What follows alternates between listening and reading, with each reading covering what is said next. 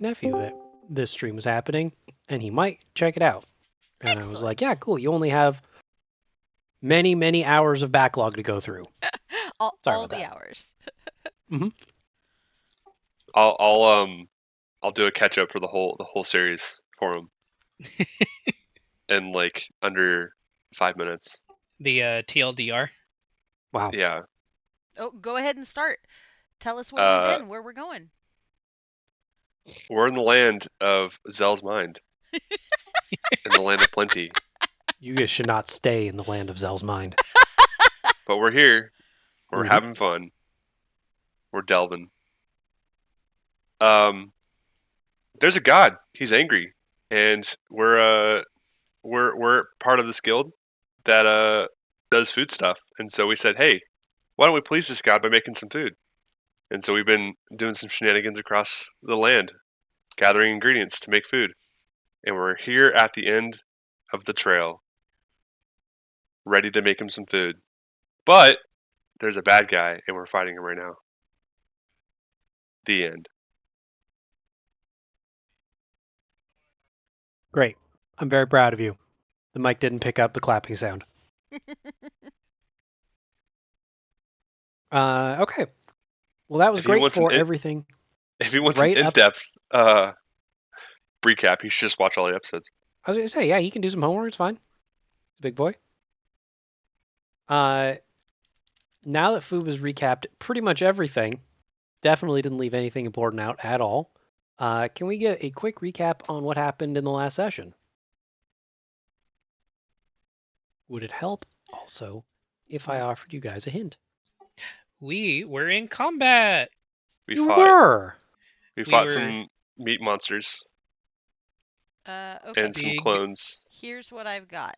Battle with the blood monsters and the maze.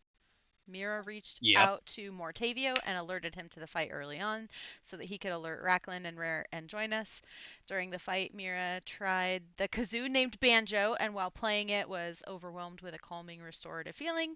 And heard Telemar's voice, who asked if I was Maria. And we, this is a direct quote, beat the meat.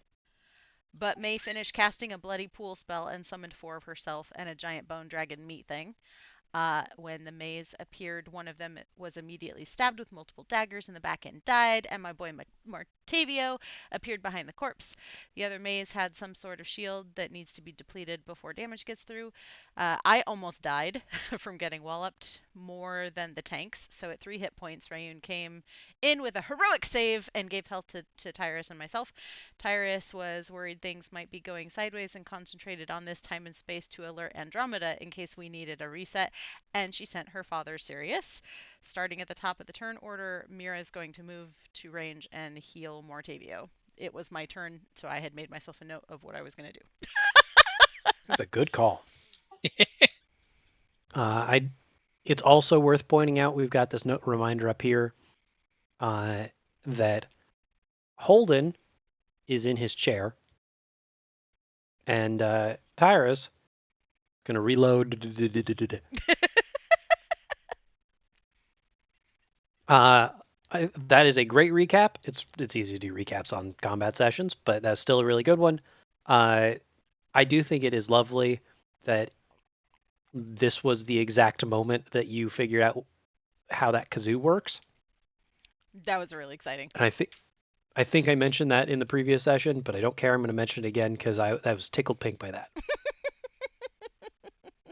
So we're going to pick up right in turn order because it's the top of, I think, turn 8 or something.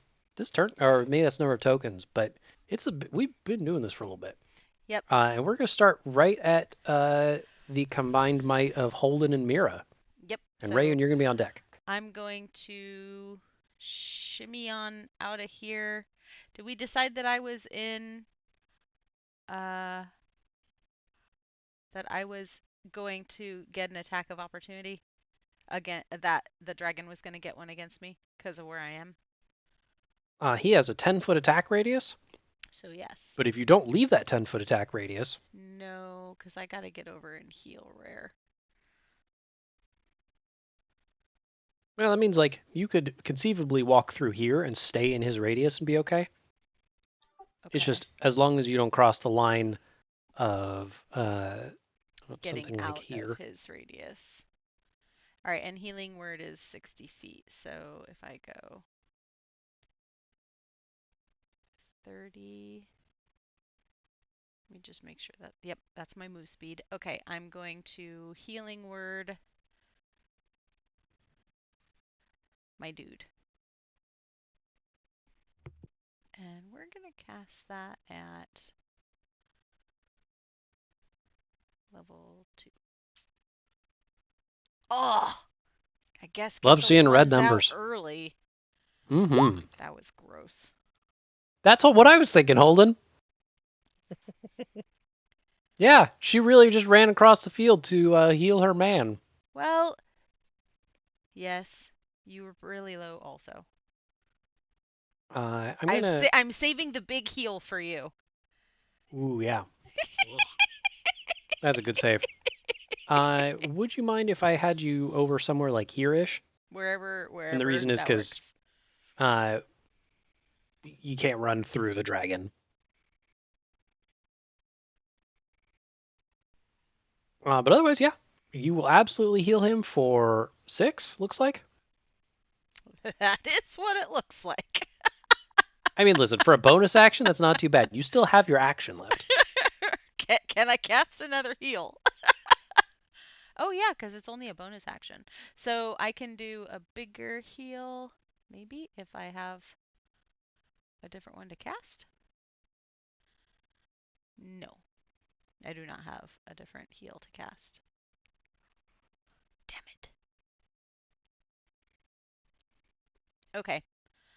Then I'm going to cast Shatter up here at the maze. It's a 10-foot radius, so if I cast it on this one, it should hit all 3, right? Mm-hmm. Okay, great. Let's do this. Now that's a good one. Okay, so we need 3 Constitution saves from May. You would think that I would have started this session with May's character sheet up.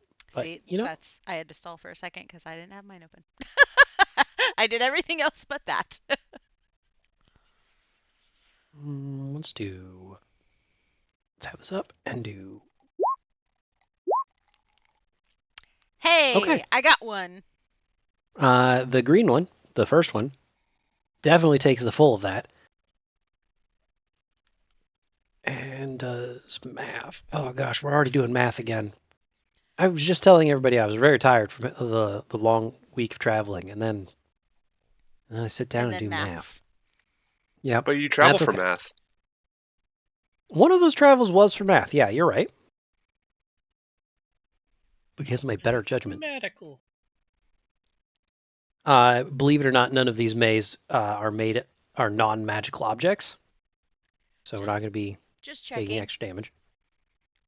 But I mean, really, 9 damage for the ones that made the saves is not bad. No, that's pretty effective. Let's go to Holden. But I do want to point out that, like, everybody just saw Mira, like, kind of run past this dragon and do a ton of impressive spellcasting. Like, she's holding the line. I'm proud. It's that holy energy that I got from Rayun when he sacrificed some of his health for me. Mm-hmm. Inspiration. I can do From my it. perspective, 2 of the rays have 0 hit points, and one of the maze has 10. Am I misunderstanding something? That's weird. Let's see. No, I see them the same Nope. way. I see 2 at 0 and 1 at 10. Oh, Same. let's fix that. Oh, we killed 2 of them already. Good job, guys. Well, that's why I was. Technically 3. I don't remember having that much success. We're so good at this, we killed them when we were gone. Mm-hmm. There, you should see 2 health bars now. Yes. Although I guess now none right, of them 'cause have. we have to kill the shield. Yeah. And I I guess I can just get rid of the shield for now. No, not that. Nice. Just get rid of May. Undo. Good news, Control Z. Control Z works in this. All right, and the dragon just demolished the bookcase to my north. So if I wanted to hit the southernmost May token, I would have line of sight from where I'm standing. Yeah, totally. I will shoot southernmost May. Mm-hmm. No advantage, right? I don't remember if either of those two is fairy fire. One is fairy fire, the other's prone, and I think they actually cancel each other out. They do. Yeah, what the hell? Still same plan. You know, I think you're okay. Nice. Oh yeah, right. She's a wizard. Yeah, those both hit. No problem. Yay. Okay. 34. 34. Yeah, okay. Thank I'll you for just come doing down math here for me. And bite the dragon thingy bopper. Oh, I don't think he has advantage though. Oh no, the dragon's still fairy fired. He is fairy fired. Sweet, 4 points. So yeah, I'm gonna tick that off too. Nope. There we go. And pass. Yeah, it's worth pointing out as we go to or we get ready to go to Rayon's turn that the last thing that happened on Sirius's turn was he not only cast a spell but like flapped his wings mightily and just bowled over all 3 of the Mays and did damage to him. So he is probably their focus of attention right now. So let's go to Rayon. You have a big old undead bat dragon in your face. I do. I'm gonna move right here, right behind Mira, giving her cover. Mhm. And I am going to smack the dragon.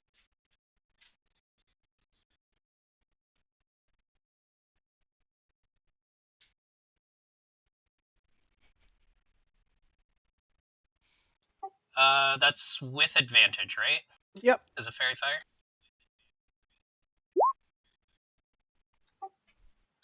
And a good thing too. 21 to hit. I believe that hits. I'm gonna double check. So now I'm gonna bring up the Terrorgeist sheet. Yes, it does. You break right through its bone, hit the nice fleshy red bits. Which, admittedly, on that picture, there's a lot of fleshy red bits. Yup. 3. Sav, I think you could see this bar. And so I bet you could see how far that bar moved. It did not move as much as I wanted to. Yeah. Yeah. That happens, though. Yep. Hey, listen, that's what happens when you have a magical shield and a basic longsword. Yep. But if there's anything else you'd like to do, I'm all ears. That'll be my turn. Unfortunately, that is all I can do. Well, not that Mortavio was going to run away, because of course he wouldn't. But now he's healed, and I mean, it's very clear that he and his partner are in perfect synchronicity. So, yeah, of course he's going in.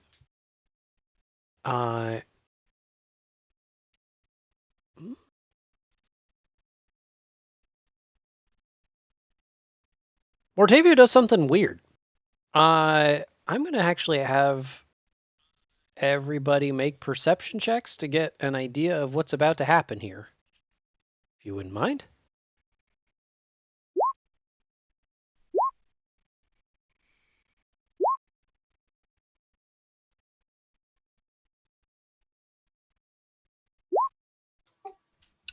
Okay. Straight and narrow. Mira, you at least could see this.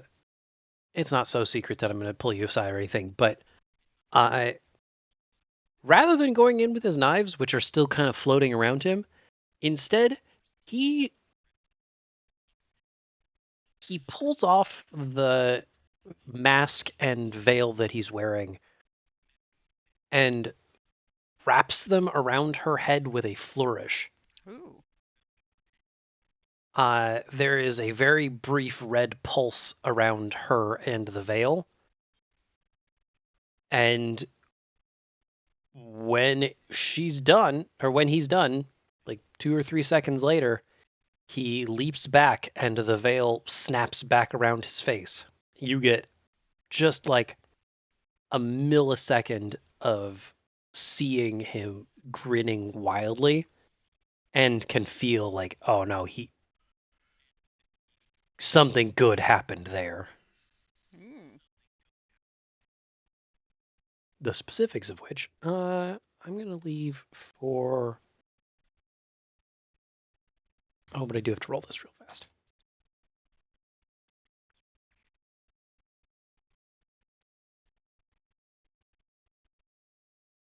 Oh, yeah. Yeah, nailed it. Great. So I'm going to... Oh, I do have to do this as well. Gosh, this is a really dumb roll.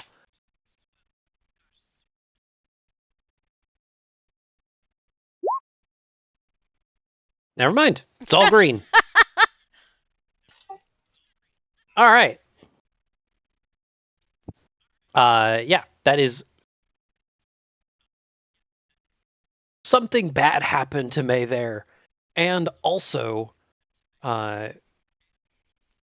she is still has like a bit of that red glow around her head as he pulls away. Like that has left a mark. That was Mortavio's turn. Oh, and he's gonna back away now because he can. We're gonna go to Tyrus now and see how he handles the situation. I'm going to do a very heroic thing. Can't wait. I'm going to retreat down here and reload and pass. I'm proud of you.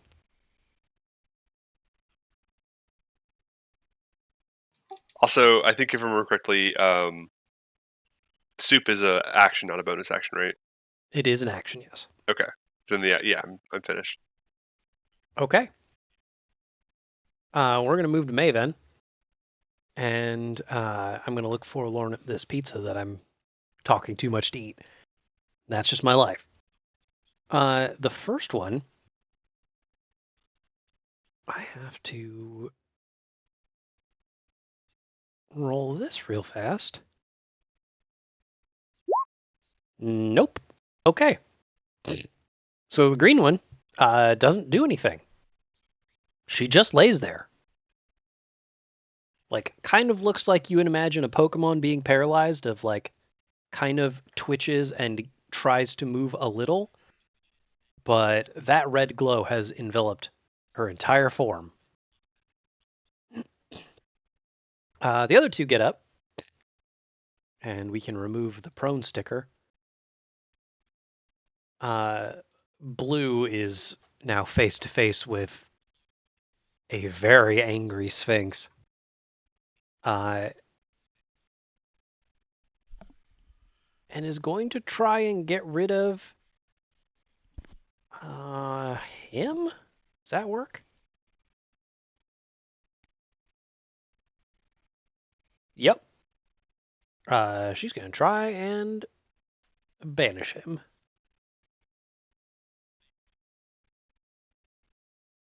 So she does this, and then I have to bring up another character sheet, which I am not prepared for. And I click this. Oh dear.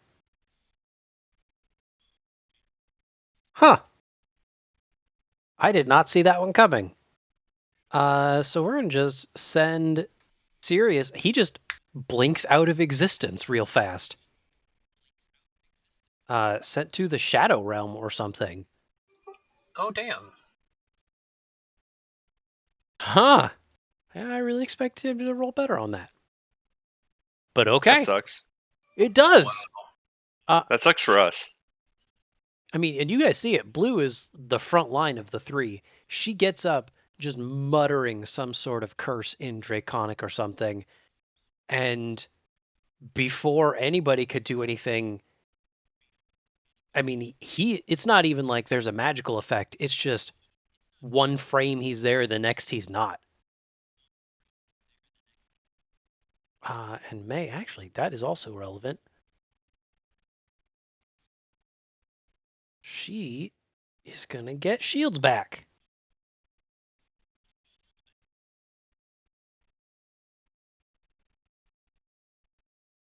The red one sees that life is bad and is going to try and make life better.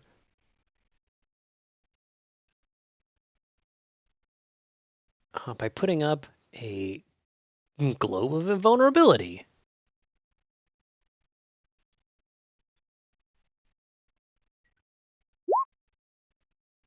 Which now that I look at it, I guess she doesn't have to try, it just happens.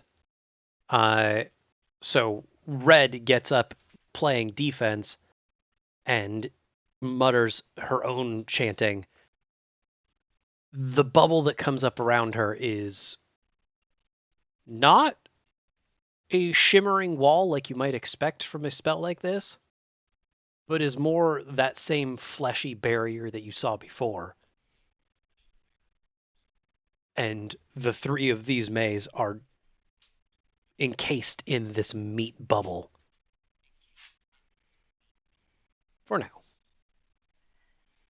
There's no way I have a meat bubble token. He says, looking for his meat bubble token. I'm going to borrow this portal. And make it bigger. That works. Nice meat bubble. Yeah, it's pretty close. But that is all three of the Maze turns. We go to the Terrorgeist, and he's just having a good time. If we're being real. Well,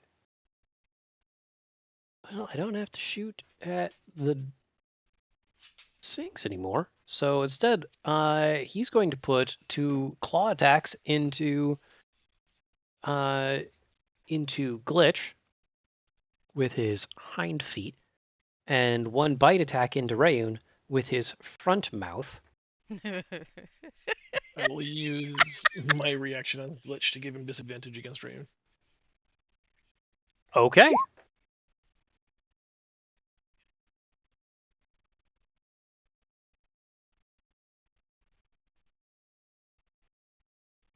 Okay. Don't need that anymore. And I will So do the same for Glitch. I think that's okay. If you can link that ability, I would appreciate it, but I trust you guys.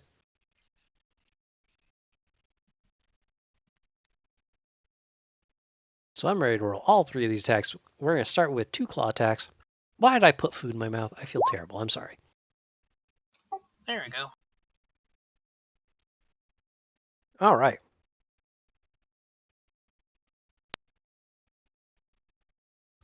So 2 claws with disadvantage into Glitch.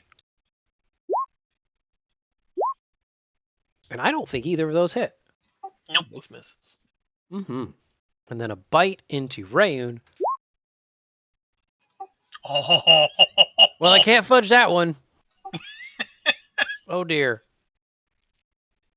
And the best part is I rolled a fake version of this in the last one just to see what it looked like, and it looked good. That is 27 damage. Wait, it was with disadvantage because Glitch. Oh, you're right. Disadvantage, not advantage. So 13. Ugh. All right. There's the 27 damage you would have taken if I had rolled a critical hit. Oh my god. In a parallel timeline, you're dead. Yeah. I'm glad No, you it's just pointed this that one, out. Just not yet. Yeah, Yeah. just not yet. Because I was halfway through putting that narration together, and it wasn't good. But look, this is a great opportunity to talk about the value of friendship and teamwork. Yeah. Because it was friendship and teamwork that kept you all alive. I need to check how this spell works real fast.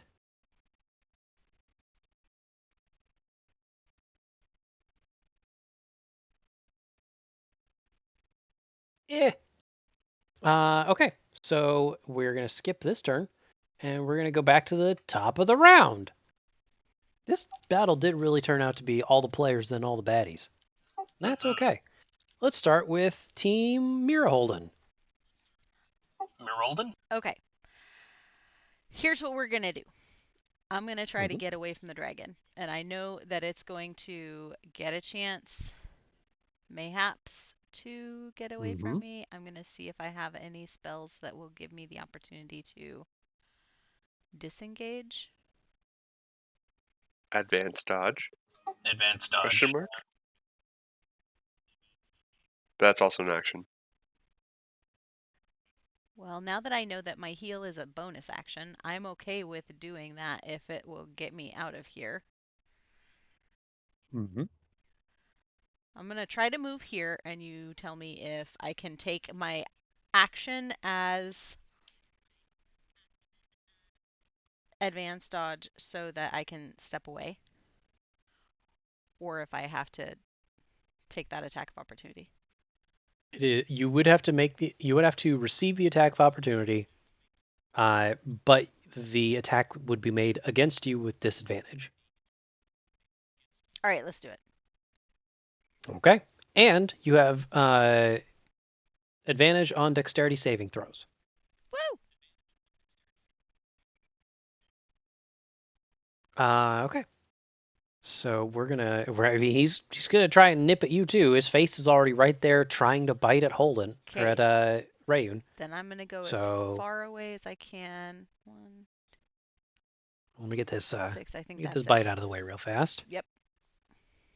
No, nope. Yay! Okay, And that was a I'm bad roll all going around. But to healing word Holden with the real heal. by the Here it way, comes.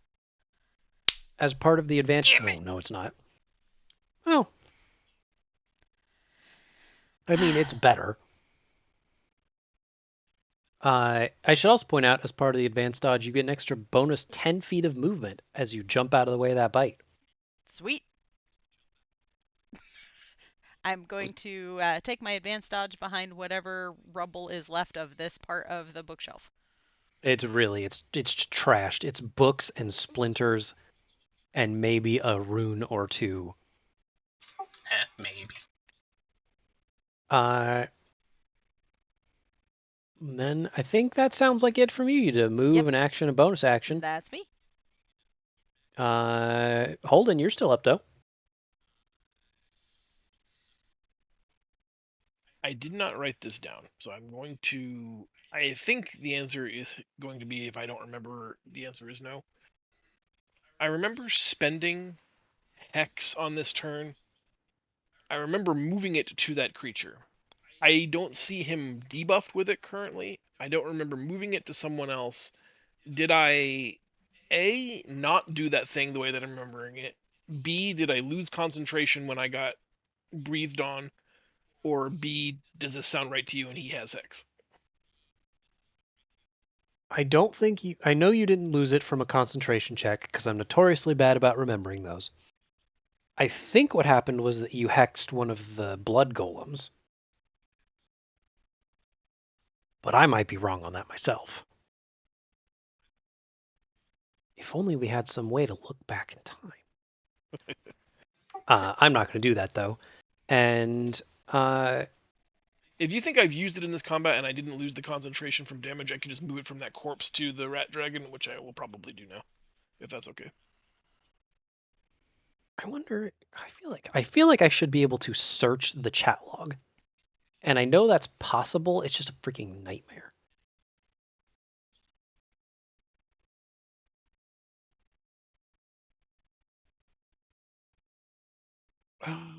Give me 1 second.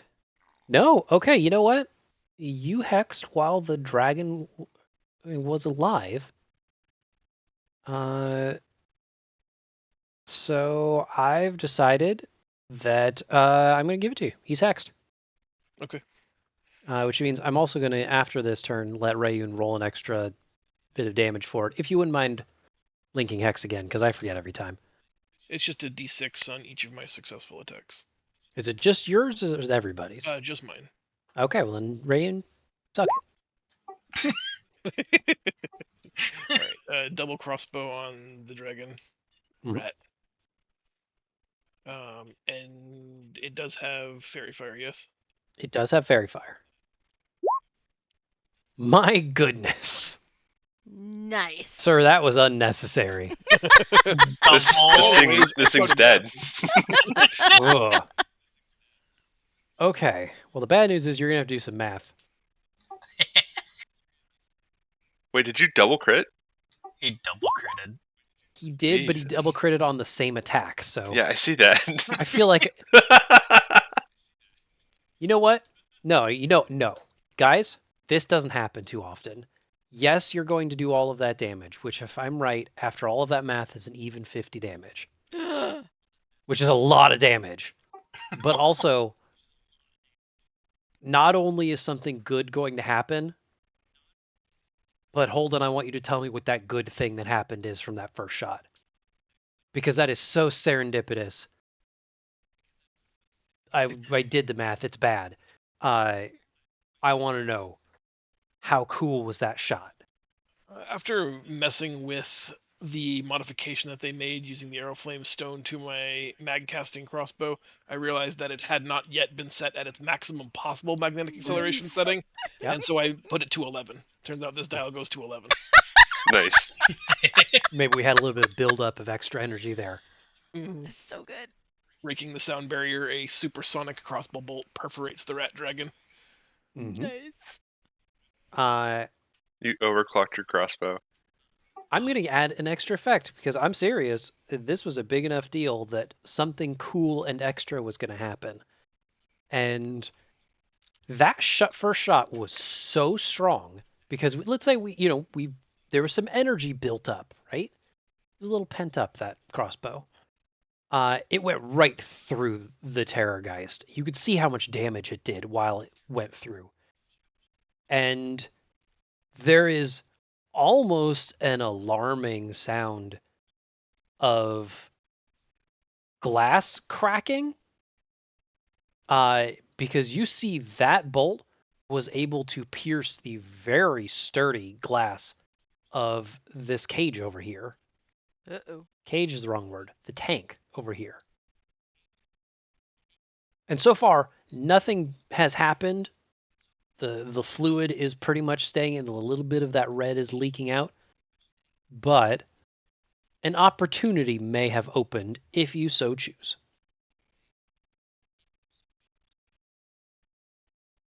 And then we have Rayun's turn. Assuming that's everything, Holden. Making sure. In case you want to move or something. No, I think I'm happy where I'm at, thanks. Mm-hmm. Did Glitch do a thing? Glitch did not do a thing. Figured if I'm going to get double crit damage, I might as well not be greedy. That's fair, but hey, you do you, man. It's just going to inspire me to do more.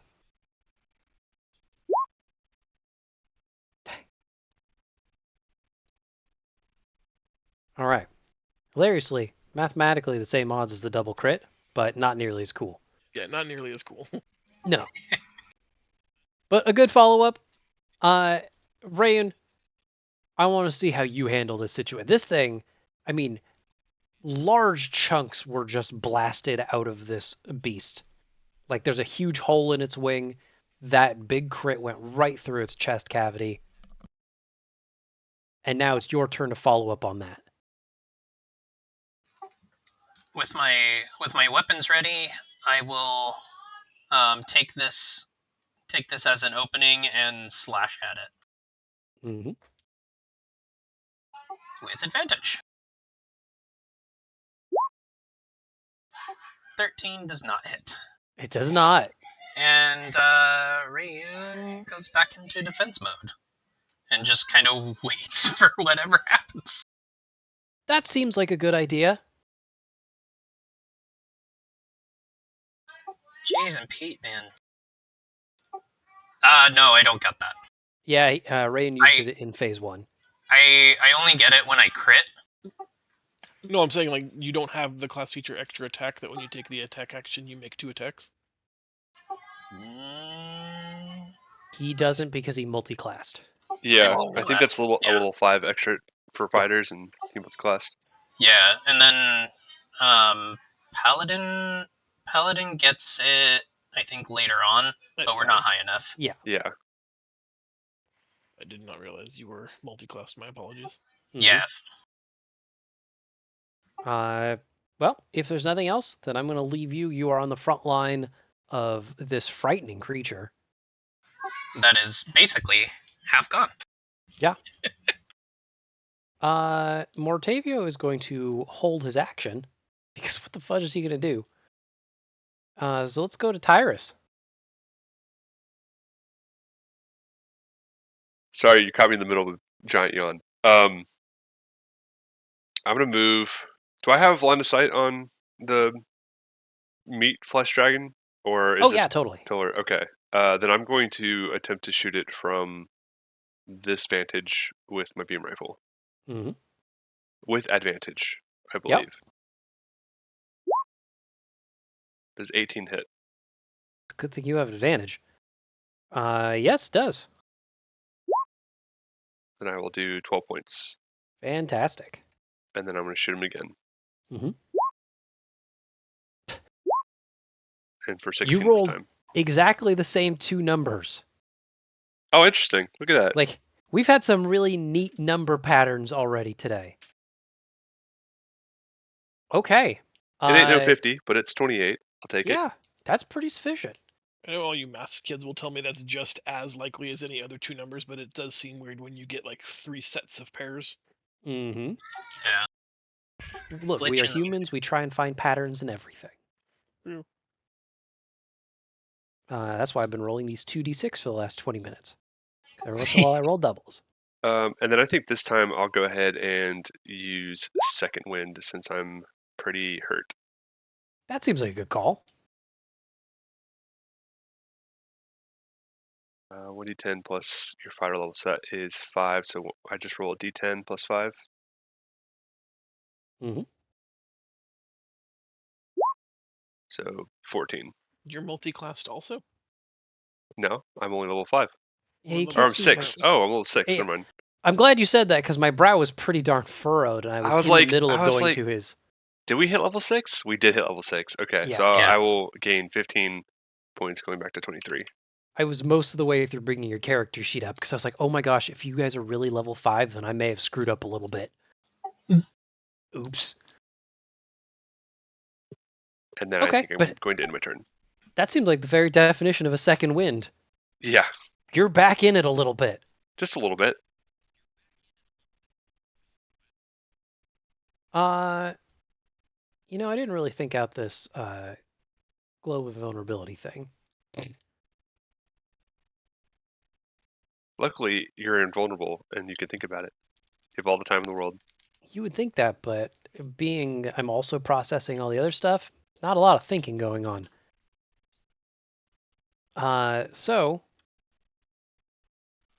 I'm gonna check this first.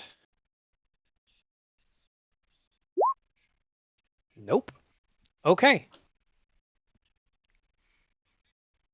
Well,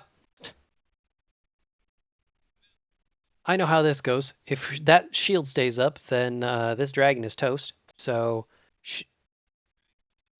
the meat shield goes down, and you guys get a pretty clear view of the fact that Green May is still on the ground, not doing anything. Turns out, whatever went through her from Mortavio. You don't want it. Red May is gonna try and put a oh my gosh, are we really on like bad people? Yeah, okay. Sorry, that just, if for some reason I thought there was another person. Oh, he got banished. Red May, my bad, is going to start off by,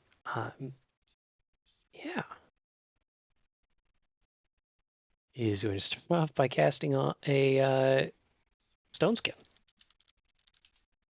Because she's still got some health, and it would be nice if she was resistant to stuff.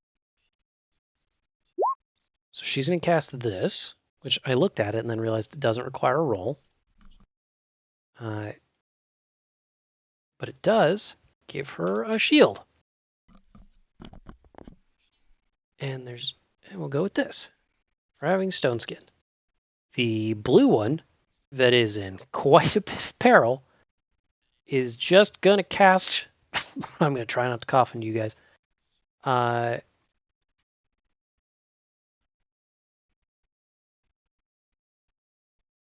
man, I should not have played a wizard. I should not have played one wizard 3 times without studying. Let's see what 60 feet looks like real fast. It is everybody but Tyrus. That seems good.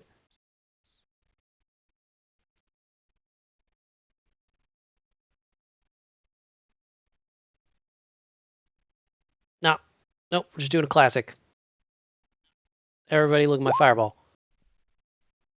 Fireball's going to be probably right in the middle. Let's see who we can hit with this. It is a...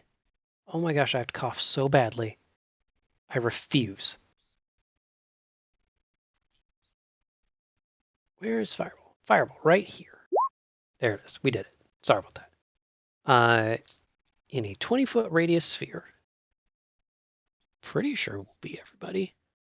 Might not get everyone.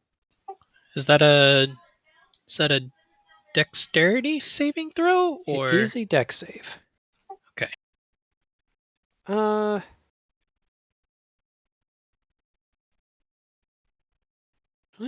That's weird. I don't know why that works, but we're going with it. It's going to be everybody but Poland. Because that's how the line works out. If you give me a dex save, and Mira, don't forget you have advantage on it.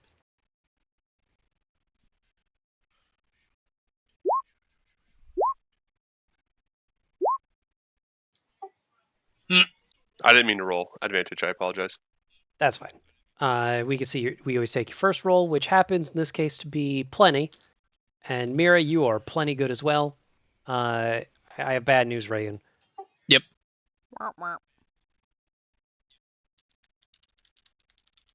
I am gonna take a lot of damage. Yeah, I think that's gonna put you at 1, man. Yep. So we're taking 23 behalved. Yes. 20. Is that rounded down or up? I never know. Do you want to be nice or mean? I'm gonna say down because Okay. I feel like I heard a voice in my ear say down. Be-doop, be-doop, be-doop. So 11. And yeah, Rayun, you are in quite a bit of danger. Somebody should throw you a max restore. Yeah. Max potion. Maybe Yep. if we had a giant sphinx that would come out of being banished, help us. Yeah. Well, maybe there's some way to get him out of the shadow realm. He's but a godlike creature. He can do it. I mean, probably. Or also, maybe if you just killed the person who banished him. It's that one, right? It was blue, yeah. For now, I got the Terrorgeist. Jesus. And I feel like, I should, realistically, I feel like I should try and just knock down Rayun. So we're going to do exactly the opposite of what we did last time. It's going to spin in a circle And I'm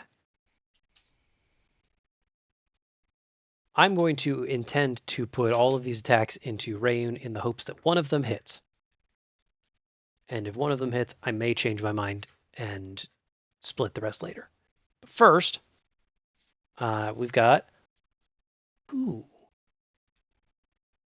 No, we're not doing that. A claw attack. We got 2 claw attacks into Rayun. Miss. 13 misses. 19? Just barely misses. Oh, I hate to be this guy, but I think I only grant disadvantage on the first attack. oh no. So that hits.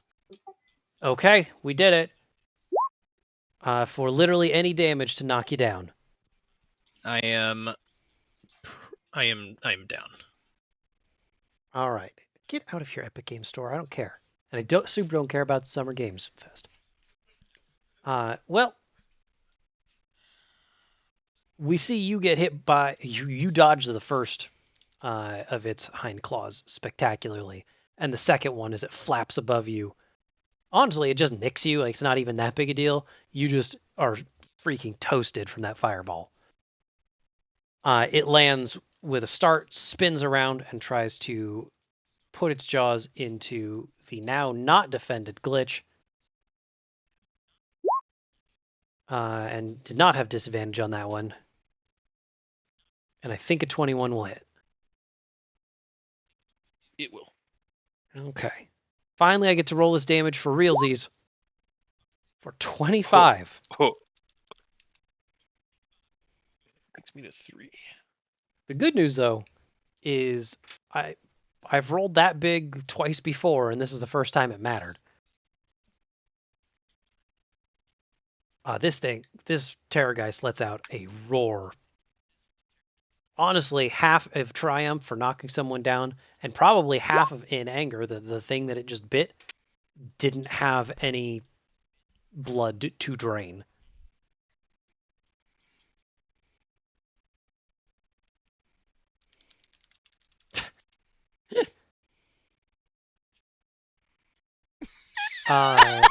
Before we go to the end of the turn, I promised that Mortavio had held his action. So, of course, Mortavio is going to take an action. And he's going to... we're not doing that because it's not that good.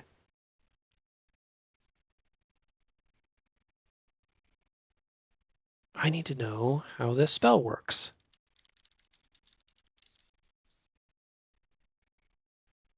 Yep. You know what? He's all in. He's going for it. He knows how this goes.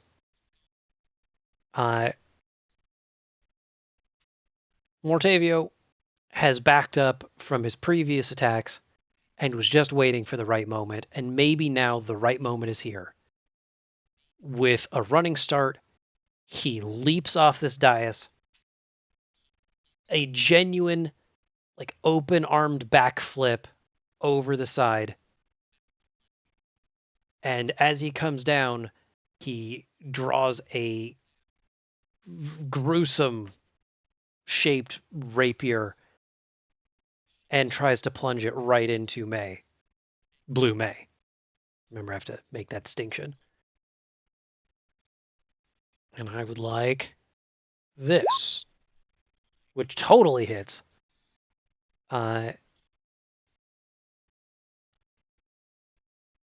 Which means she's going to take this much damage, which is cool, but also needs to make 2 concentration checks.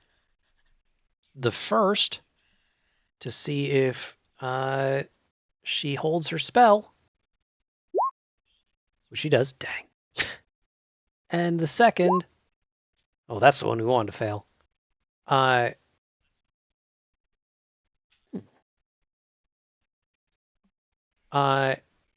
While she stays standing, this rapier that gets a wicked slash right into her back, even if it only mostly drains the shield away,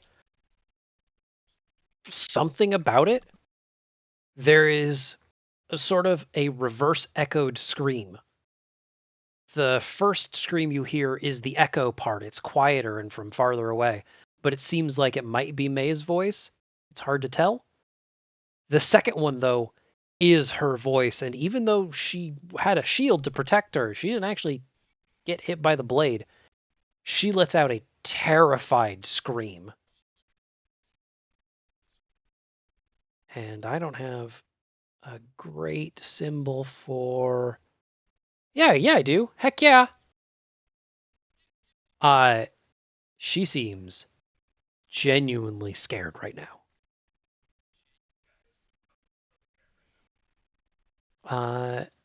Let's go to the top of the turn. That sounds like fun. Let's start with Team Holden and Mira. Okay, I'm gonna go first. I'm gonna skedaddle my way up over here. And I'm going to try throwing a healing word at Rayun. Let's see how it goes. And I only have level 1 spell slots left. Well, yeah. Well, good news, you can't fail that. There you go. 7 hit points. So now, Rayan, you will be prone, but you're back to 7 health. And you don't have to make death saving throws. Yay! Which I'm glad for, because I'm notoriously bad at them. And I'm going to cast Enhance Ability on Glitch with Bear's Endurance. The target will have advantage on Constitution checks and gains 2d6 temporary hit points. Okay, I'm not familiar with that ability, but sounds all right. Well, here... Oh, damn it! I can't cast it as level 1. Sorry, Glitch. Never mind. I got excited for a second, but I can't actually do it. Oh, are you out of level 1 spells now? No, I still have level 1, but that's a level 2 or higher. And I don't have anything for that. Okay. Yep. Let's maybe see about doing a Thunder Wave then. Mm-hmm.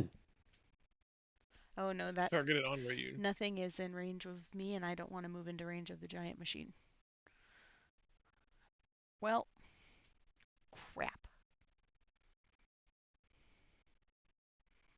Then we're just gonna go with a short bow on this one. Mm-hmm. Oh, I didn't mean to have advantage on. She's oh, fairy sneak fire attack. still. That could still work, yeah. You Oh, will 'cause get I sneak moved. attack damage, but oh no, so you will have sneak attack damage because she is adjacent to a friendly character. Oh, nice. Okay. And also you still have advantage because she is fairy fired because freaking everything was fairy fired. Right. Okay. So she gets that, and then I get to roll my sneak attack damage. Mm-hmm.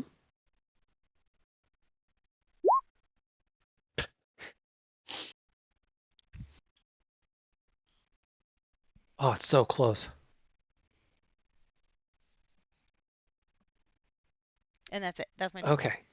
So she takes 9. Puts her at 4.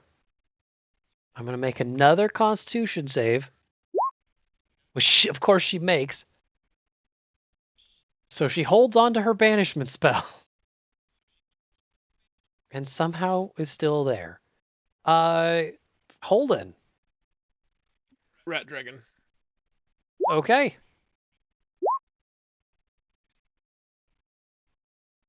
Wow. We don't hear this too often. But that first one misses. Ooh. Oh my gosh. And the second one hits for 20. Which puts it at 1.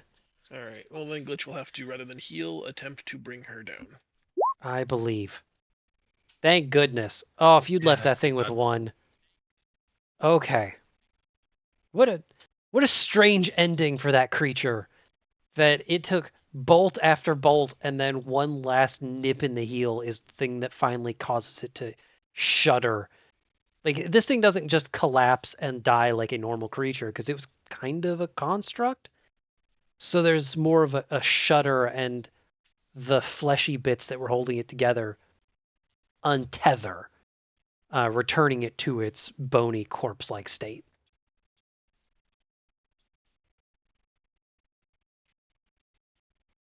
I think next in line is Rayun, who's enjoying a nap. So I'm technically prone, right? You are both technically and actually just prone. Okay. So I will use. It's half my movement speed, right? To Mhm. get up. Okay. So, oops, not the right button.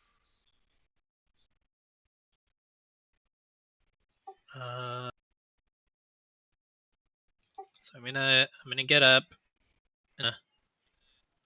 As a bonus action, I'm gonna use second wind. Yeah.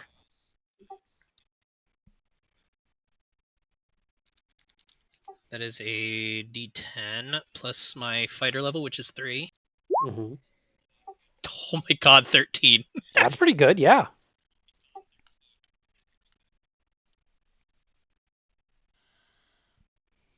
Which puts me up to 20. Mm-hmm. And then, how far can I move? Not very. Literally not that far. Yeah. I'm gonna go. Oops, too far. I'm gonna go there, and then and even though I've used a bonus action, I can still advance dodge, or is that just like I needed the bonus action to do my full? Nope, it is an action, so you can do that instead. Okay, I will advance dodge from here. Just in case something comes my way.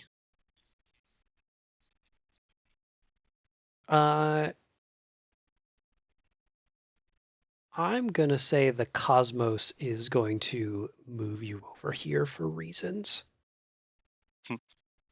And gonna ask that you trust me on this one. Uh-huh.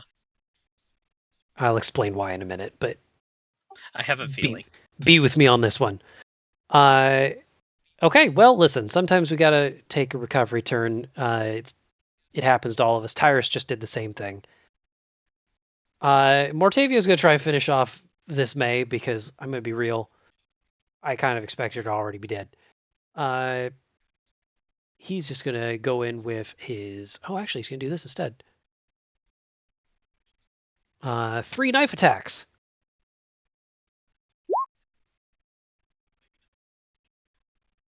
And only one of them hits. No, come on, don't do that, me. Oh. All right. For 1d4 damage, here we go.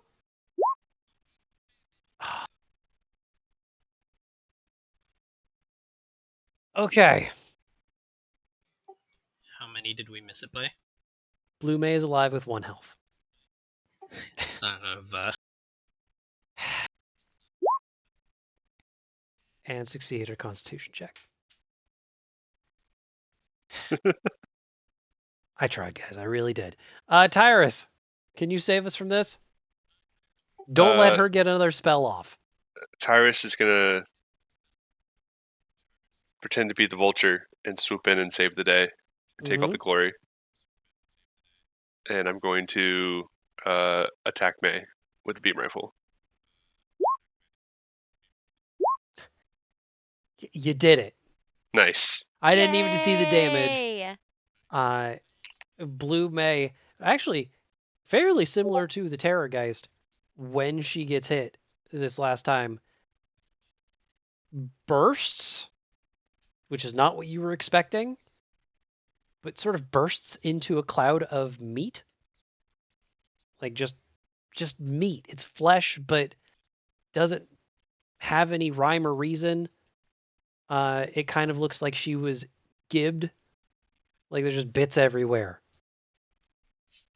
When that happens, good news.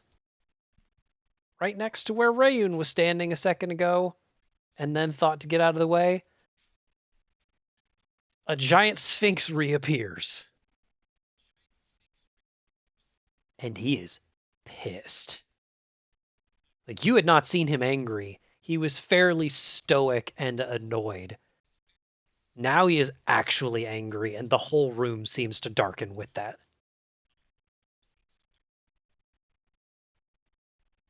I'm going to roll again hold on. for green. Hold on. Sorry, go ahead. Finish my turn.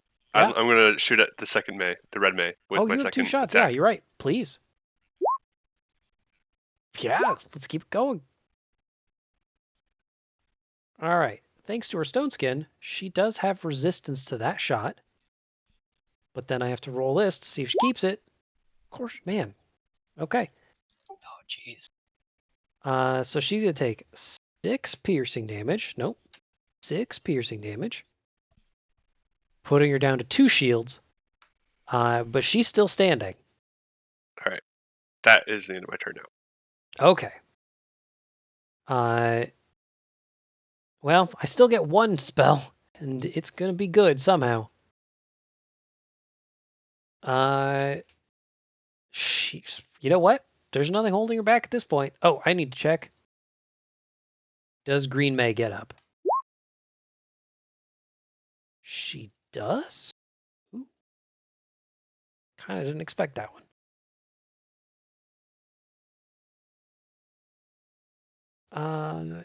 Yes, she does. Okay. I got 2 Mays again. Wonderful. Green May is... Actually, Green May is particularly mad at Mortavio. You've never seen someone be so mad at a person, except for the Sphinx that I just described as being incredibly angry. However, Green May, who hasn't had a chance to cast very much, is going to prove that by casting this level 6 magic missile at Mortavio. Oh no.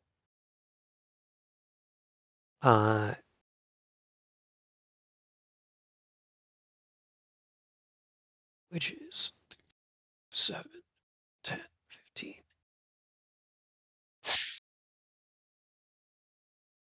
Well, he's definitely at 0 health. That one's obvious. And has racked up a couple of death saving throws. But he's only pretending to be dead, like normal. He's taken a lot of magic missiles in this fight. I think he's been hit 20 times with magic missiles.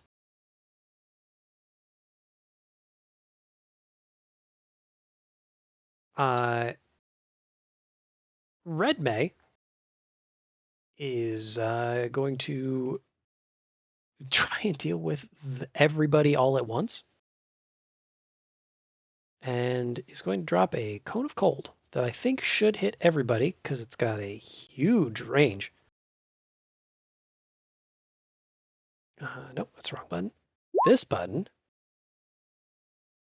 So 60 feet should be the whole crowd. Oh, I guess I don't need to roll for it. Yeah, so she is, maybe with her last spell opportunity, is going to try and hit everybody for... But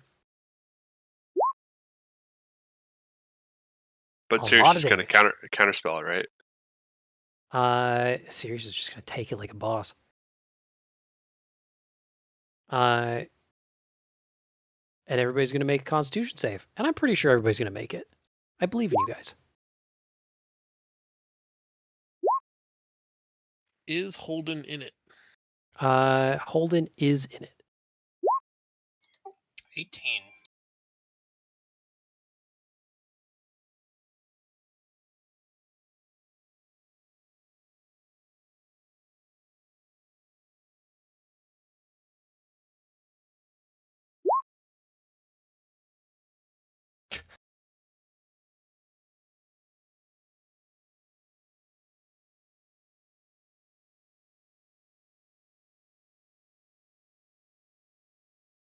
And if I can also I got one for Glitch, but I do still need it for Holden as well.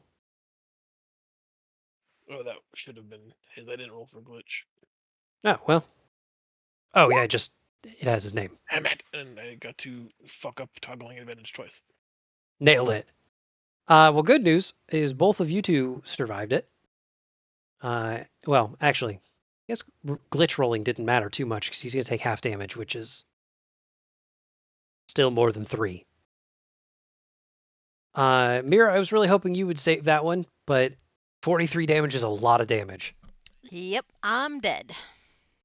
That's going to put everybody down. I should probably actually roll for Sirius.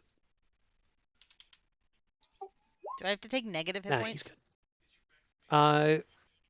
Yep. You don't take You're negative like hit dead, points. dead. Yep, I am dead. Like character dead. Obliterated. No. Yeah, she took more than her maximum HP in a single strike. Death from massive damage. I thought no, that was tripled. I've seen this before. The maximum damage thing is triple your health. It's like you get crushed by a boulder.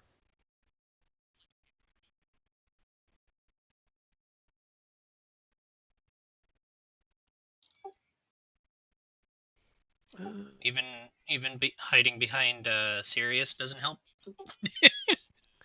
I would love to say that, but if I was going to give that to anybody, I'd give it to Holden first for being behind a bookshelf.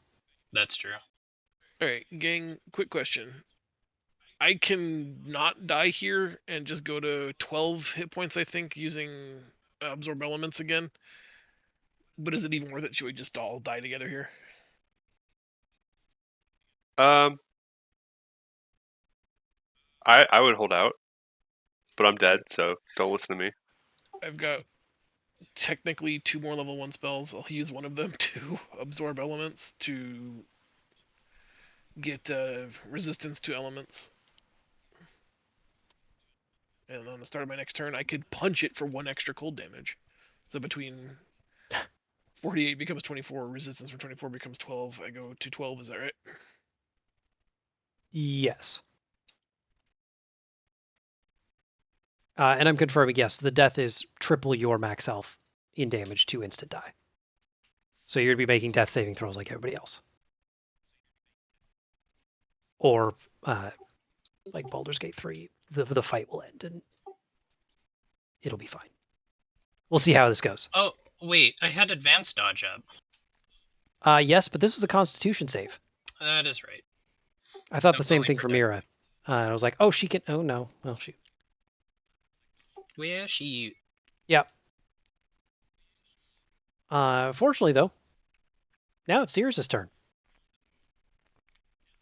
And he is not going to.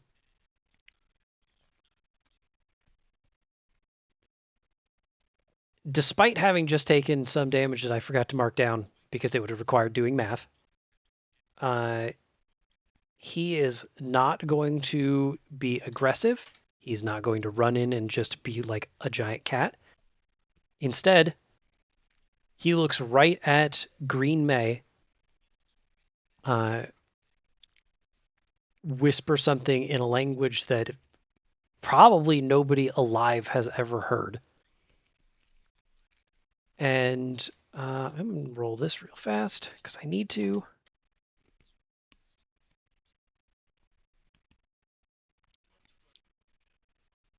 Yeah.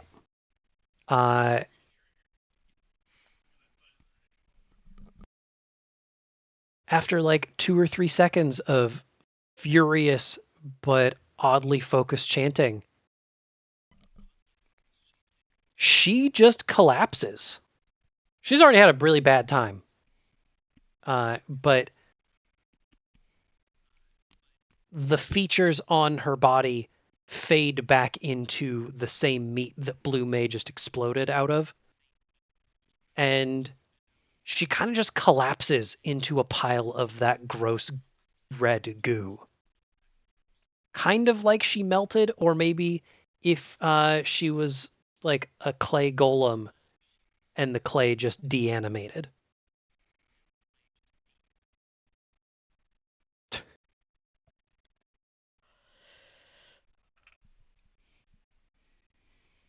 Holden,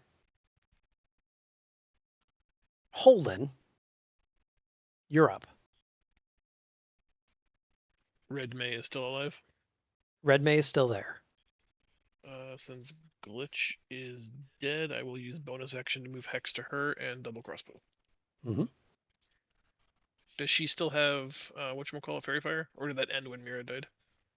It would have been a concentration check, but I'm pretty sure once you're downed, it just automatically breaks. But that's okay because she's not wearing any armor. Okay. I'm gonna roll. Some of these might get cut in half. Give me just a sec, because first one, she still has stone skin up. Isn't that only against non-magical bludgeoning, piercing, and slashing?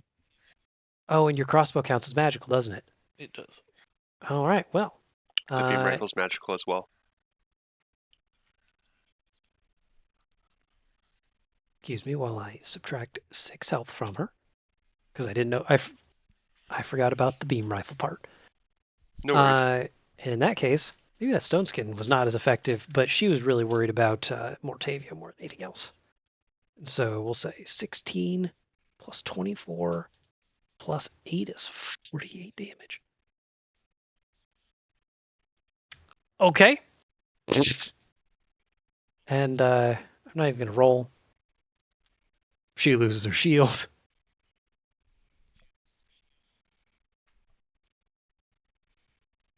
Do you want me to do my death saving throw?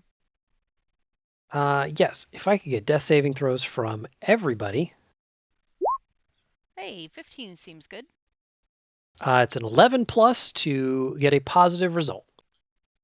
It's like a coin flip.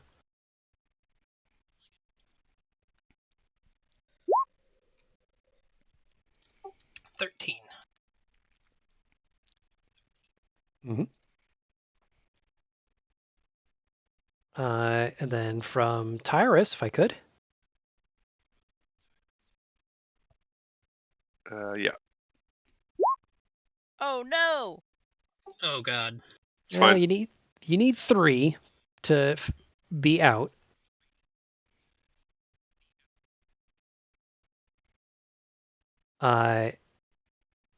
The last couple seconds of this fight, I expect it to go very quickly, because May got removed from the turn order by accident. That happens a lot, but she goes first and winds up to cast a spell, and Sirius does not let her.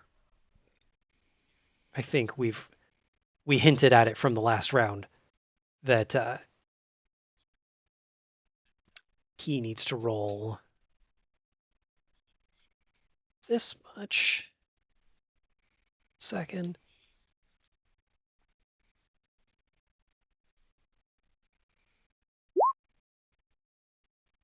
Yeah, well. Okay, maybe not. He's going to take a big old thing of damage. That happens.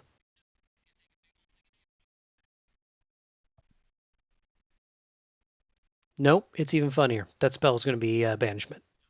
So she gets the spell off. And he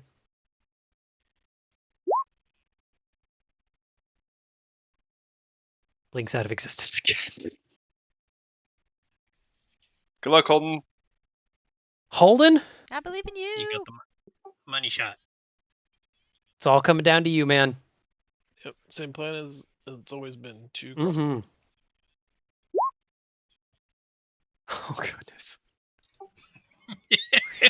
Thinking I get Hex only on one of those because I'm betting 13 misses. A 13 missed. Okay. Thank goodness, because the second one did hit. But I saw that 13 first, and I was like, I swear, if Holden couldn't finish the job, I was going to be real bummed. Okay. The first bolt goes wide. The second one does not. It sinks right into her shoulder, and she tumbles backwards. Once again, by the way, releasing Sirius. It's kind of weird that he rolled that badly twice, but it happens. He wasn't even trying. Honestly, kind of throughout that fight, it did seem like he was treating this as a bit of a game. Yeah.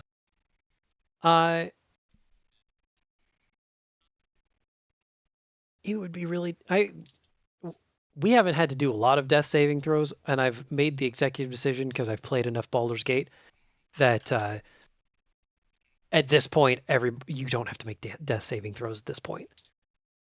There is somebody still up that can pick you guys up, so we can safely end combat without anybody bleeding out.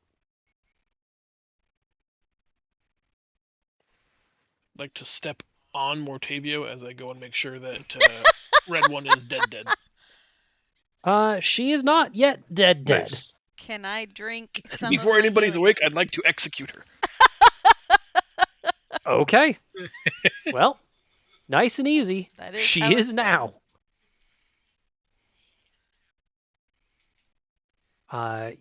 Actually, considering he's the only other living creature in the room, well, conscious creature in the room right now, Sirius watches all of this happen rather impassively, and when you pull the trigger, he actually gives you a nod of respect. Coup de grace.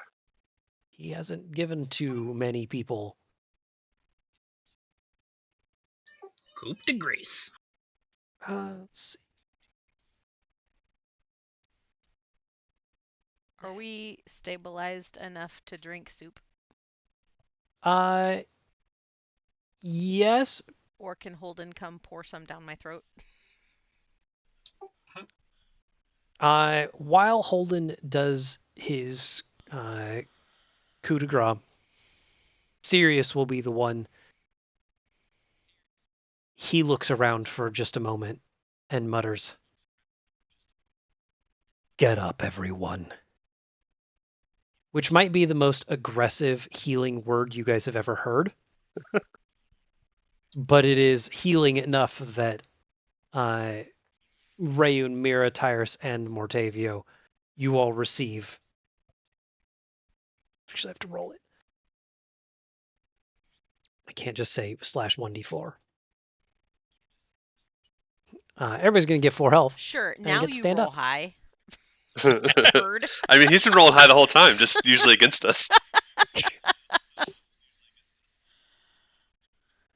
I don't know if the magic will also heal Glitch, but he's a freak. Once he's dead, I think he's dead. He doesn't get saves. Okay, I Rip. wasn't sure. It just takes an hour and a spell slot to get him back, but I don't think he gets to saving throw. Got it. Okay.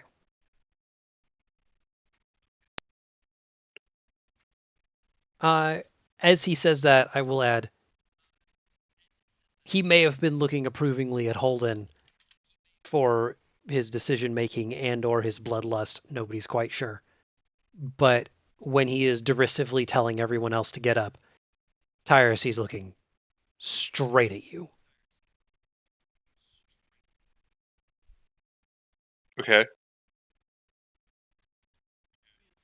It's actually Mortavio, though, that breaks the quiet. And, oh, well, that was a lot. I think I'm going to go patch up a bit, unless you need me for something. We'll be doing the same, thank you. Does he have a shoe print on his chest, by chance? There's kind of blood everywhere. So there was just kind of a mess of blood before, and now there's a mess of blood. But we know what happened. Well, Holden knows what happened, and Sirius knows what happened. Yeah. Thanks for the help, mysterious man that I know nothing about. I look forward. You're welcome, but you know me. I look forward to seeing you again, preferably in simpler times. And he gives one last wave to you, Mira, before actually kind of similar to what happened to Green May. He just melts into the pool of blood that he left.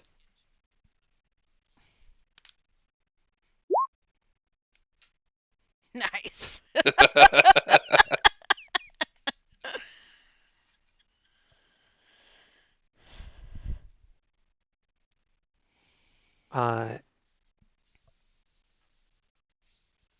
Sirius is not done with the situation, but as he turns to face, or as he starts to approach you, Tyrus, there's actually a bit of a commotion down from the south, because with May gone, the barrier to this lab breaks down. And it breaks down less from the same melting as before and more because there is the grotesque bludgeoning and slashing of people trying to break through the meat barrier. And the first one through is Racklin.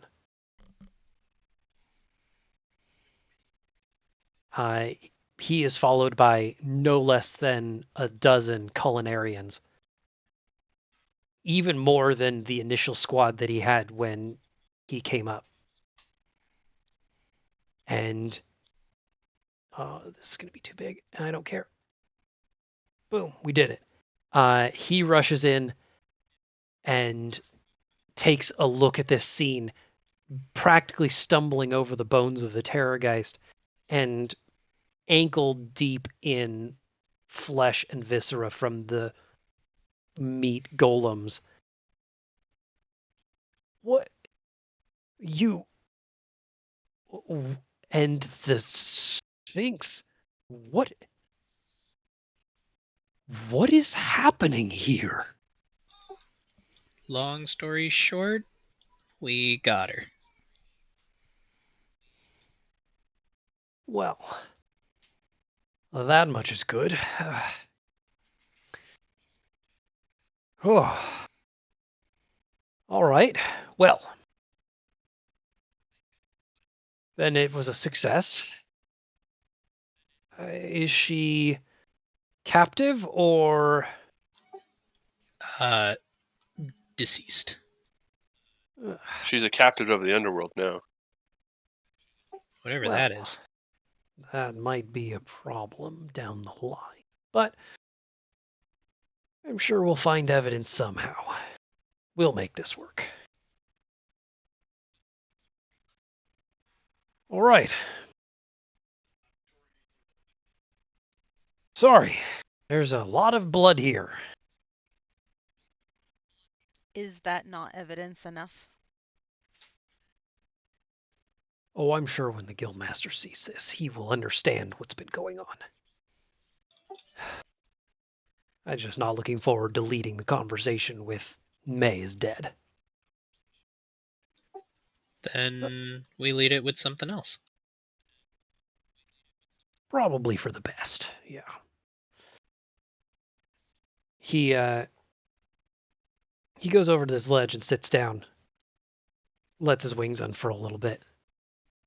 The rest of the culinarians, who I'm not going to bother with tokens for, immediately begin not cleaning up the mess, but like spreading out to the bookshelves and to the desks and stuff, trying to sift through this and collect things. He says, "So this is it. So we're done." Yes? With this chapter, probably.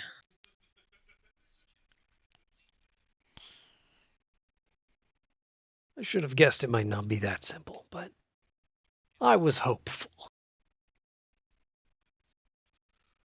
All right. Well, then where do we go from here? Don't see any reason not to let you continue to lead the way. You've Preferably to an proving you can handle infirmary, because we're pretty hurt. Yeah. So be it. Let's get you healed up, and I'm sure that the culinarians can get you all right as rain by the time the feast comes around. Hope you don't mind sitting still for a couple of days.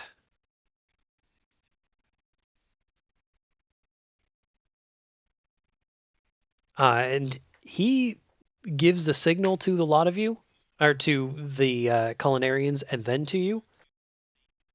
And they start coming to assist you guys. Like, get you guys out of here, cleaned up and stuff.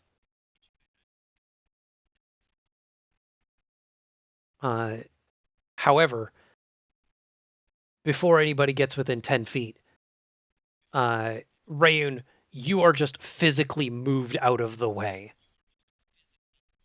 as Sirius comes walking by. Like, Oh. one of his wings gently brushes you aside. And you realize he could probably do that to the six of you with no problem. Sirius gets like right up into your face, Tyrus. And not even like in an aggressive, you're on my turf sort of way, but just to establish like he is here for you. And he opens by saying,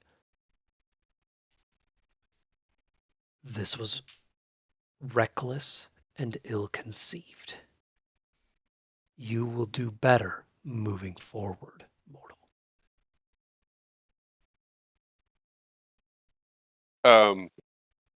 Tyrus is going to say something along the lines of, "I look forward to being under your tutelage."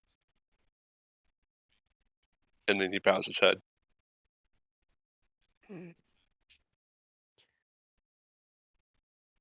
There is a role that I cannot play in what is to come. And I'm sorry to say, that means it's all going to come down to you. I expect you to take your role seriously. Tyrus is going to say, "Yeah, but after we save the world, I look forward to being under your tutelage." If that is how you wish to spend your years, perhaps I can make that happen. I still have to instill some sense into my wayward daughter.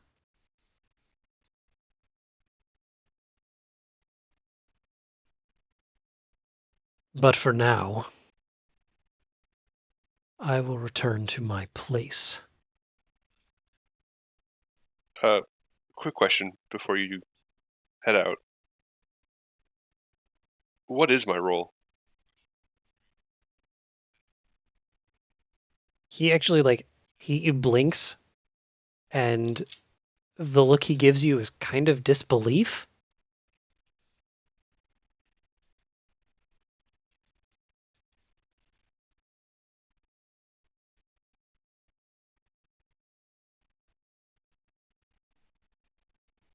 If you're going to make me say it, I am not able to free my daughter from the mess she has made. Whatever else is going on with the mortal politics, I am uninterested. But the works of the divine have rules, and I must follow them. You, on the other hand, mortals have a way of skirting those same rules. There's a determined gleam in Tyrus's eyes. He says, "I understand." Good. And as I leave, I will give you as much help as I can. And naturally, though in this instance I would prefer to give you advice directly, I find that I can't. The rules. So suffice to say,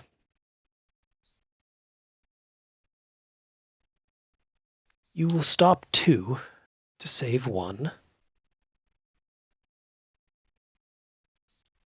and you will stop 4 to save 1 more.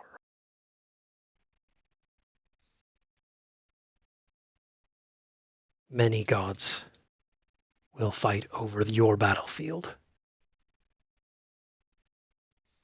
But you know not which will walk away.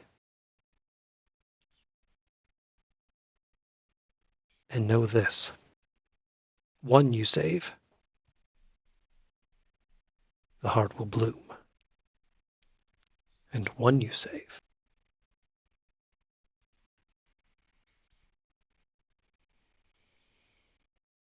they've already felt doom.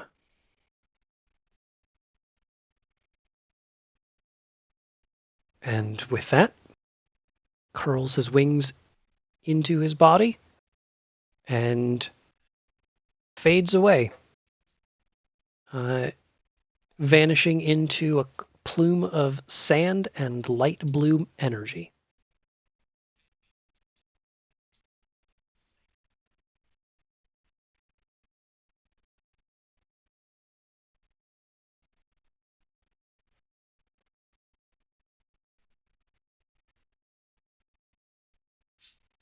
Tyrus is gonna turn to Mira and be like, "Did you understand any of that?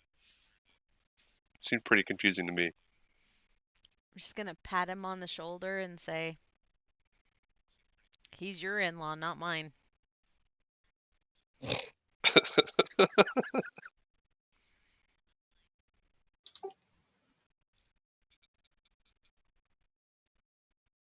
Racklin is also scratching his head. And, well, perhaps we should give you some time to think about it in the medical wing. That sounds like a plan. And Ryun kind of like tries to like sit up with it, like with his hand on his side. Mm-hmm.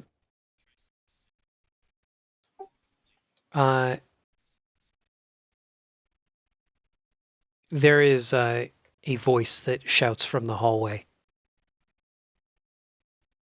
Hold on, adventurers. And a bit late to the party, missing some of this. You hear marching up from the front door the lead administrator. She is not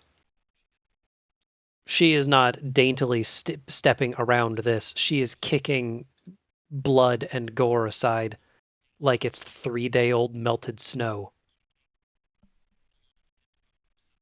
And when she gets close enough, Racklin, who is at full attention,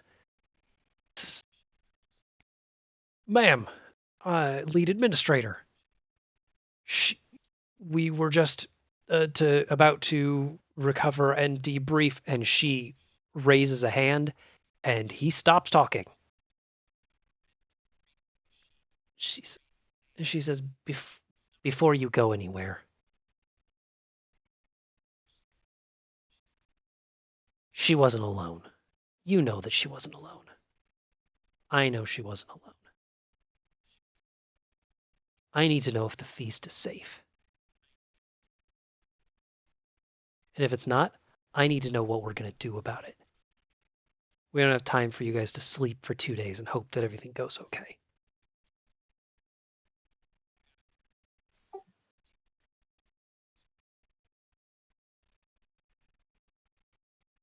So, Rayun, being the closest, she looks right at you. "So tell me, adventurer, any of you. She was the traitor, and that's great. But is the feast actually secure or not? Rayun tries to get up, and manages to stand on 2 feet with his hand on his side. As far as we know, everything is okay. But like you were saying, she had accomplices, and it's most likely our guests. What do you mean, our guests? You're saying Telemar is sabotaging the feast? Not Telemar, but I would take a real close look at some of the people working with him. Our friends assisting Telemar are not up to snuff.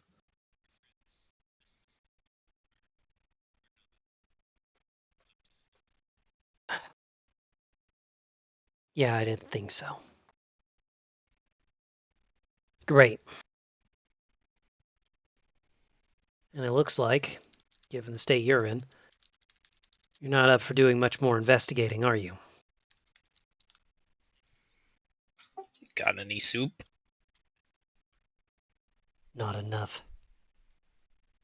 All right. See if I can dig anything else up. You lot go rest. But be ready. We may need to act. Rayun gives a salute. She gives a signal, and some of the administrators that are with Racklin start helping you out of the room. And she actually escorts you guys to the infirmary. And this would be a great time for us to take a 5-minute break. Woo! So let's everybody get up, stretch your legs. We'll be back at 5 minutes from now. Excellent. Mm-hmm.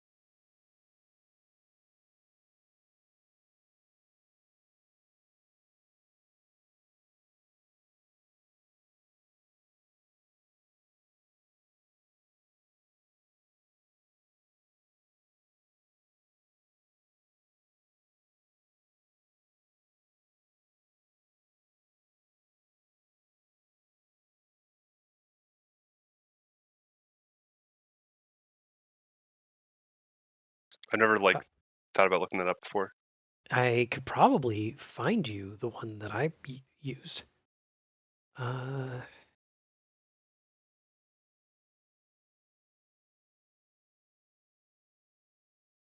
Oh wait, no, crap, where is it? Oh, this is gonna bug me because I got it somewhere. There's But so many. I found so this happened because I was looking at a press release from Games Workshop Mm-hmm. that was like, oh, we have the new, I think it was Rohan terrain for the Lord of the Rings minis game. Oh, interesting. And so it was a bunch of buildings from, again, I think it was Rohan, but I'm not positive. And I just don't remember. And so I was like, that seems really cool, and I don't have any terrain. Maybe I could buy those buildings, and if it's like, $150, maybe 200, that'd be expensive, but doable, and then I'd have a nice set of terrain, and that would be cool. And then I looked, and Games Workshop was like, yeah, you can absolutely buy these. Each of these buildings is $80 a piece. Oh no. And I thought, that's stupid. I'm not doing that. Let's see if I can find some 3D printed alternatives. Yeah, for sure. And sure enough, it took like 20 minutes, and I found this file group, Oh yeah, that's the first one I saw. and it looks gorgeous. Yeah. Or how long that would take me to print. I'm gonna download and find out real quick. It sounds like it took a while, and it also took he had to calibrate a little bit. He printed one or two of them, and then realized we were gonna have to scale them up by 20%. Right. Because I think they were scaled to 24 millimeter models, a little okay. lower than normal, so we had to scale up to 32. But yeah, it sounds like he just finished them a couple days ago, and from the pictures, they look very solid. Random corner piece. Ulvheim A-2 Ruin 1B will take, let's see, it's finishing up G-code. Oh, just about 4.5 hours. That's not bad. Okay. But it's like one corner piece. Yeah. I also threw him a decent amount of money, or am planning Sure. on. I don't know if I actually did or not, because it's going to require a decent amount of plastic. Always buy your 3D printer artist just spools of plastic. Yep. It's the best way to reimburse them, in my opinion. Yeah, I mean that's how I did it. I was like, hey, listen, I'm happy to pay for the materials plus the time your machine is running in the background. Yeah. He's not sitting there actually making these things himself. The machine's running. Right. But right. I still wanted to be mindful of the fact that he couldn't use the machine while I was. That just means he has to buy a second machine. This is his second machine. Nice. He got the first one that was like a tester intro model and really liked it, except that one of the nozzles was not good. Okay. And so then, a week later, he was like, yep, so I bought a new one. Let me guess, he got a bamboo? I don't know what he got, actually. That's nowadays, that's like the printer everyone goes to, the Bamboo Labs printers. That's what I have. It's just you get basically like that industrial machine, but it's for home use and hobby use because it's just so good. No, he has an Eleco. An Algo, okay. Wait, so is he resin printing? Nope. Oh, he's filament printing. I didn't know Algo did filament printers. Let's see if this works. Can I share this to Discord? And I'm going to double check because it's been a few minutes. Okay, so they're like. Is Meg there? I am. Oh, I've been here for a All little right. while. Stream's back on. We can talk about this later. Yeah, it's fine. Sorry. We were just wasting time until you got back. No worries. Yeah, I didn't want to interrupt. You should have. I You didn't really dare should you. have. I didn't know you guys. We're were talking for about me. dumb stuff. I literally won't stop talking about this shit. Yeah. All right. Well, thank goodness you're here, so Try can stop rolling his eyes. And I can close all these tabs out 3D printing. So when we left, we've been on this moment in time for a little bit, but it was early afternoon, 2 days before the feast. How long would you guys like to rest? At least a full day to get my spell slots back. As would I. 4 long Okay. rests, so 24 hours. I'm okay with at least 8 hours for spells and full HP. Okay. I'll tell you what. Let's agree on a compromise that some of the culinarians would like to keep you for longer, but acknowledge that the feast is coming, and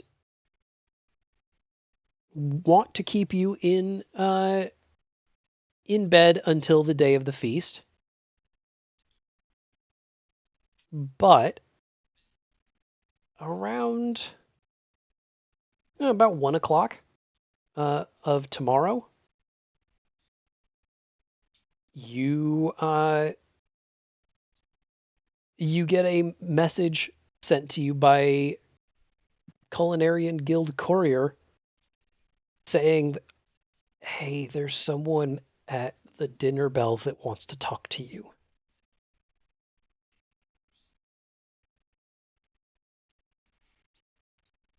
Let's not keep them waiting.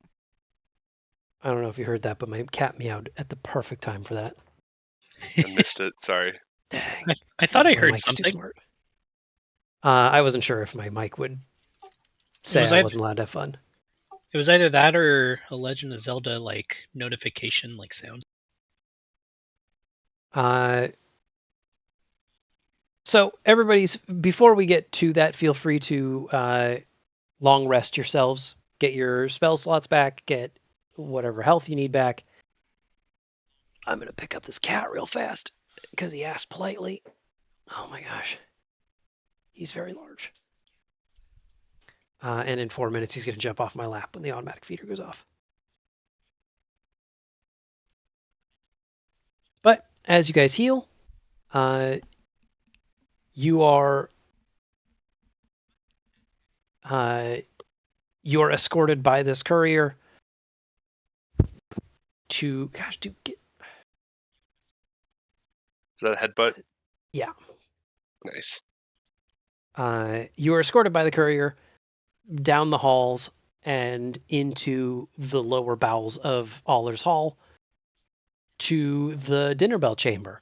Nobody's really explained why the dinner bell chambers have to be so dank and dark, but sometimes that's just how it is. And when you get there, the scene is just exactly as you saw it, but with the single bell sitting on a podium that's just gently ringing.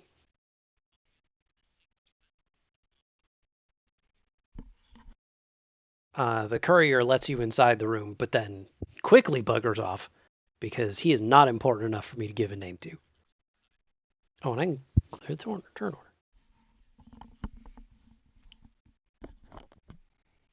order. Yeah, so that you walk into the room and just see the dinner bell ringing. Who's gonna answer it?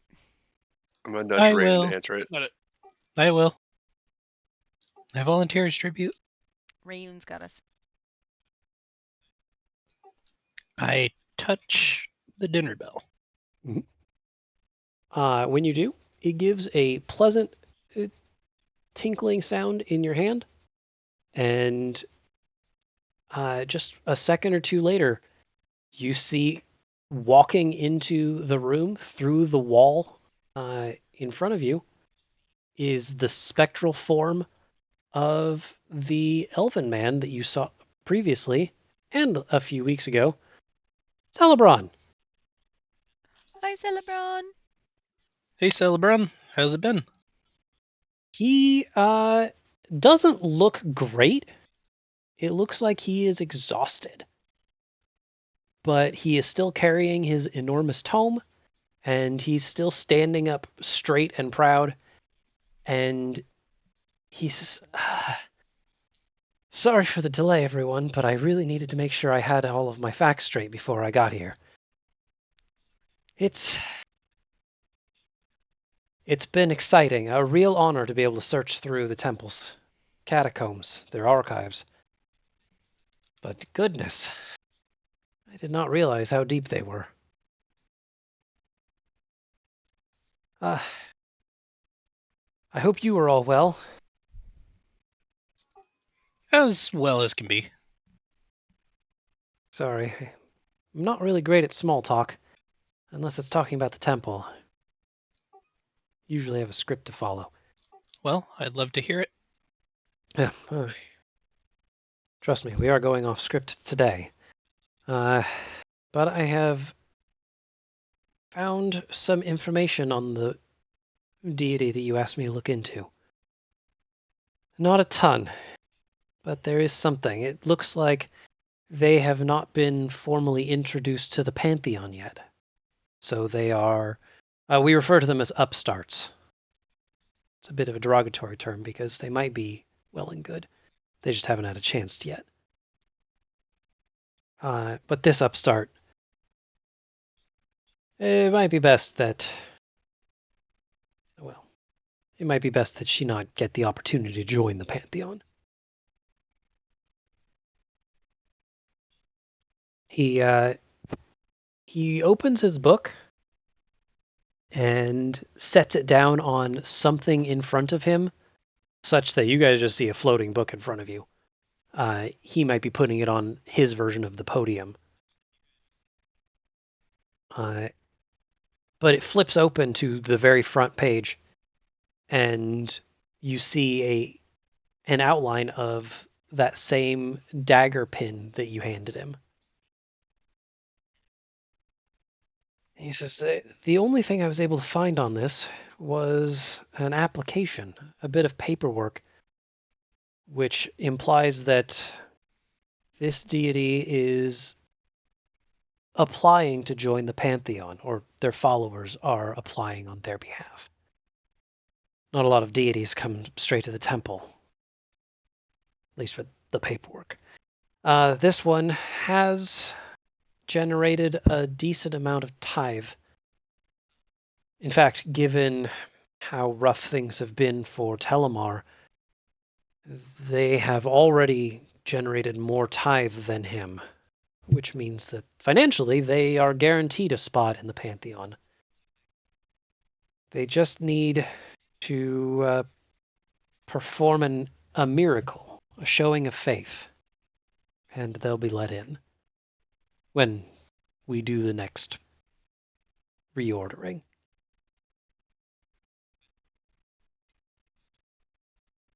Oh, sorry. I got distracted in the process. I like the process very much. I think it is as fair as it gets. You need to know who they are, yes. Mm-hmm. He waves his hand through that dagger, and he says, may I introduce you to Savamore, the goddess of vicious betrayals. It seems that she's been traveling from plane to plane for... Oh, there it is! The automatic feeder just went off. Alright, that could have been worse. Sorry. She has been traveling plane to plane for the last about 600 years, and then disappeared for quite some time. It seems that we saw an application that long ago, and then not for quite some time. Does she look We don't have a ton of anything information like on her. Telemore's lady? Sorry, are you asking Cosmos or asking him? I'm asking Well, I guess the Cosmos, but I guess I'm asking him if he has a picture of her. I'm afraid I don't. They don't keep, well, I guess it would be artist renderings. Generally, we would find out what they look like from the show of faith, or if not, then through the followers' descriptions. And do you have You can understand a followers' lot of descriptions? let's see. He goes back to that first page and pulls out a little piece of paper. When he does the dagger pin temporarily fades. He says, not a ton to go on here. Female, black hair, timeless beauty. People actually write this sort of thing. Doesn't really sound like the Herald. Yeah. Sorry, not too much in the physical description to go on. I think they were really leaning in the vicious betrayals to do most of the describing for them. Well, I could see her as being a vicious betrayals type. Definitely. Yeah. What was her Yes. name again? Savamore. Sophomore. Maybe when she's walking by, we just yell that really loudly and see what happens. Isn't it Well, I mean- Harold Savi? Mm-hmm. Could be a Savi, nickname. sophomore. I'm gonna go with it. I hate that lady. She is not my Yeah, friend. She has let's no just sense claim of it. humor. She Let's doesn't just like claim that jokes. she's the person. I like it. Just say it's true and it will be.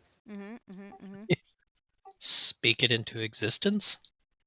Celebron tucks the paper back in. You see the dagger, but he closes the book pretty quickly and says, I'm afraid I don't have too much more to give you, but I do hope that was helpful.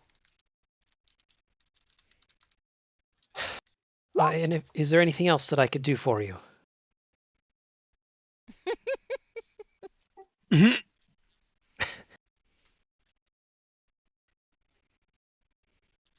He actually starts to open the book when you say that,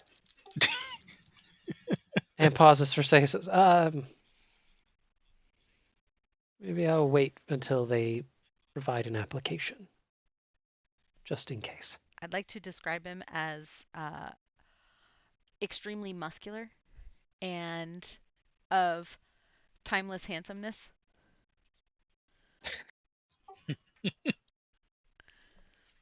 Man, It Mortavio's not doesn't even work around to that way. hear it. Rugged good looks. It's just not the same. I mean, he bows very respectfully and says, I hope you forgive me, but I'm going to get back to my duties if there's nothing else. Thank you for sharing this information with us.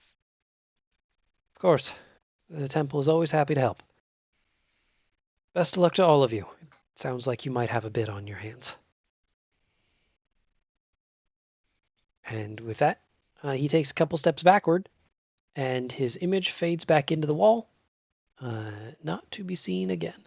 Oh, dang, we should ask him if he knew how to kill a god.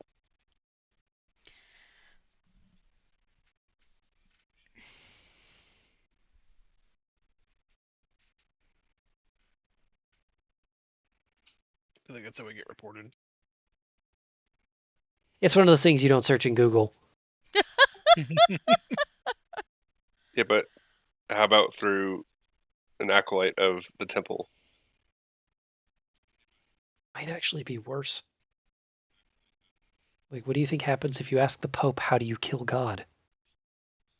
He'll tell you an answer. No, he'll chuckle politely, and then 4 dudes in red robes will come up behind you. Nah. No one expects the Spanish Inquisition? Okay, so if I assume that the Herald is Savamore, and she is somehow setting up Telemar for vicious betrayal, He's gonna get poisoned. with the feast it could be that he's going to get poisoned by the people that he thinks that he's there to be celebrated by. It could be that she's framed him and there's going to be some kind of uprising with the people against the god, and she's not going to step in and help protect him.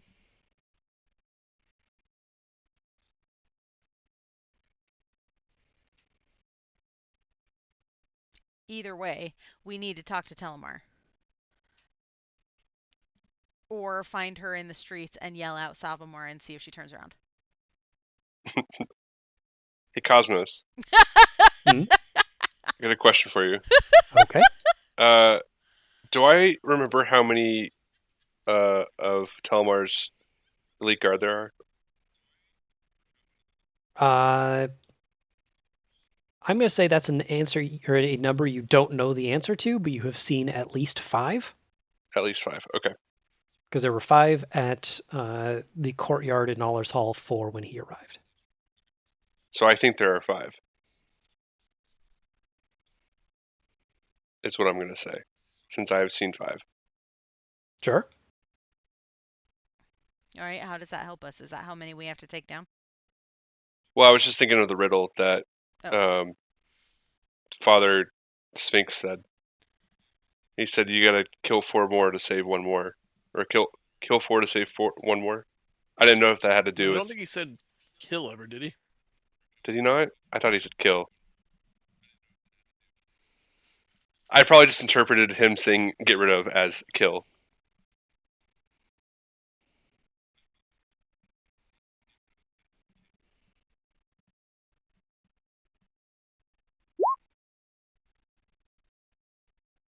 I should probably answer that one because that's important, and I was busy saying dumb stuff at chat.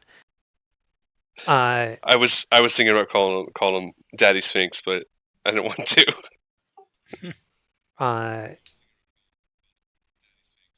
I'll tell you what.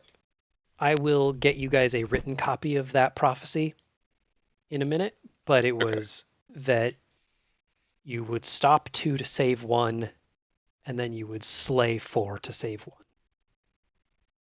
Okay, so it was. So if slay May 4 is for 1 more. working with Savi, that could be the 2. We're stopping those 2 That's what- who are working together. That's what I was thinking as well. And then we could be saving potentially Telemar from that. And my guess is slaying the 4 would be saving Andromeda from her feral madness. But I don't know for sure. That's worth a try. Point us at stuff to kill. Tyrus is just gonna point in a direction. That way. Should we check in with Rare now that we are up and about? Yeah. Or Yeah, are probably. and just tell him what we're thinking and see if there's anything that he can do to help us. Or I could always try using Kazoo again. Oh, what if you like communicate with contacted Telemar and ask him if he knows of Savamore and if it's possible that could be Harold Savi. We could just warn him to be on guard. Explain that we addressed May.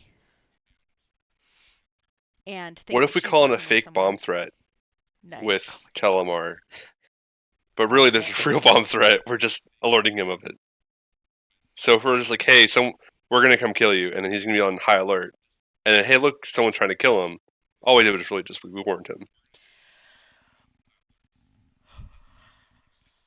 That couldn't backfire, right? Or Rayun, do you have any way to communicate with him? Because you had that side conversation with him that actually went pretty well. I mean, I could try. I think it's a good idea to talk to Rare and let him know what's going on, and I think it's a good idea to talk to Telemar. I can see if I can try to communicate with him. Because we're about to pick fights with his people. He should probably know what's up. Yeah. We're about to pick fights with Telemar's people, not Rare's people, right? Correct. But, I mean, Okay. we need Rare to know because he's in charge of the festivities, right? So we're about Good point. we're about to crash his party something hard. About to break a few eggs. Yep. Mm-hmm. 4 to be exact. I guess I can try to see if I can communicate with him. Telemar, I mean. Why don't you work on that while we work on talking to Rare? Sounds good. Oh, great cosmos. Okay. It sounds like this is one of the weirder party splits I've ever heard of. So I'm guessing that Ray, you're gonna like find a nice quiet place to meditate and try and get in contact with a god that is not your own. I'm gonna what I'm thinking of is seeing if I can connect through Krace. Potentially. Hey, Grace, could you put Telemar on the line? Or send him a message? I don't know. I mean, if deities are weird like that, you can just pray to Telemar and see if he'll answer. Alright. I'll try it. I will start with you, and then we'll get to the rest of the party, because honestly, the way this was set up was so weird that I had to talk about it. Yeah. Is this something you want to try in private, or do you want us to listen in as well? At least this first part, I think, is fine. Okay. We'll see how it goes here in a minute, but New prayer who this. Rayun, you start, like, you kneel down and start meditating and really focusing on the deity that you don't even have faith so much as you have physically been in his presence and talked to him. It's really easy to make that connection, and rather than getting a direct response from either Krace or Telemar, you get a vision of his bedroom, and specifically the door to it, that in that vision just opens for you.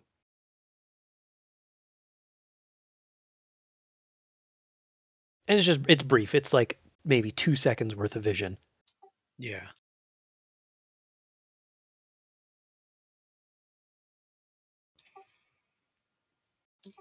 Telemar, are you there? He has already ended this communication, but without being too blunt, it seems like he's implying that he has an open door policy. Oh. At least for you, probably. Yeah. Probably not everybody. Yeah. Well, I guess I go and see Telemar. Mm-hmm. While you do that, we're going to go to everybody else. And somehow in all of this, I didn't put together an office for Rare, which I think is hilarious. So you guys are going to go to a place that looks an awful lot like Racklin's lab, or Racklin's office. And you know what? That happens. I'm just going to GM layer a bunch of people, because there's actually like 15 tokens in this one scene. We all know if Rare had an office, he would never use it anyways. I mean, he's way too busy going and talking to other people. His office is where he is. He is the office. So yeah, you get to his door, and at this point, he definitely has an open door policy with the lot of you. Right? He has personally hired you guys to investigate this. You are on the guild master's payroll, not even the guild's. So nobody stops you, and you are able to walk right in. His office is... Oh, that's weird. His office is far more luxurious than Racklin's, but in the moment, there's only one thing that matters, which is Rare, who is... He's sitting on top of his desk, but is definitely reading paperwork like it's important. He has a quill in his hand with the tip of it in his mouth, maybe like he's thinking about whatever's on the paper, but frankly, maybe you can read through him at this point.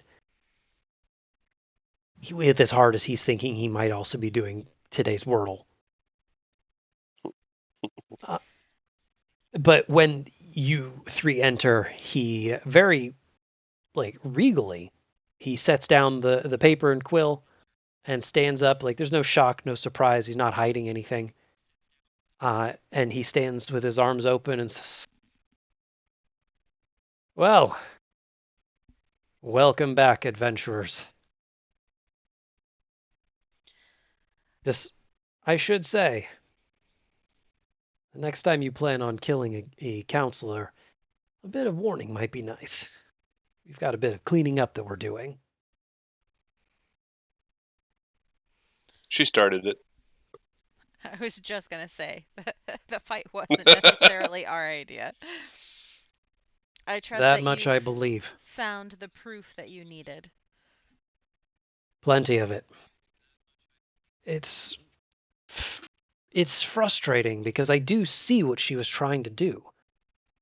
There is a certain amount of reliance that we have on hunting and the monsters of the ecosystem, and it would be nice to get off of that reliance, but the way she was going about it, and the potential for disaster. I'm not even sure where she got this kind of power. As far as I can tell. Oh, go ahead, please. We have reason to believe that she's working with someone who has an application in with the Pantheon to become a god, taking Telemar's place, which means that Telemar is in danger. And your feast may be just the backdrop for an attempt on his life.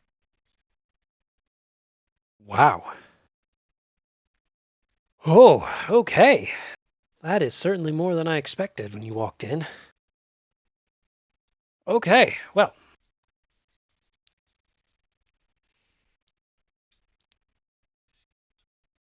Let's start with the most important part. Do you think there's any immediate right to the second danger? For who? Literally anybody in this island. I'm saying, do I need to round up the Culinarians and declare that we are in some sort of crisis state? Or is there grounds for us to work within the time frame that we have?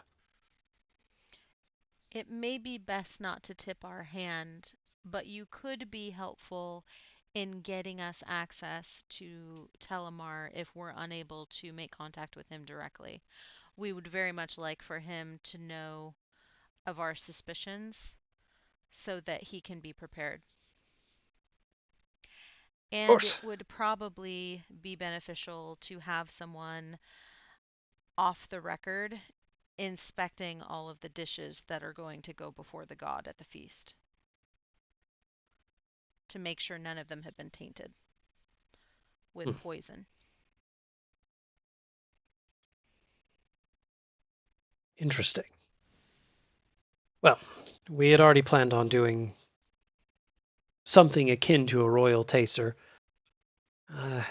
If you think that's important, then I'm confident that Mulholland will volunteer. She already believes that there's something potentially dangerous with our security.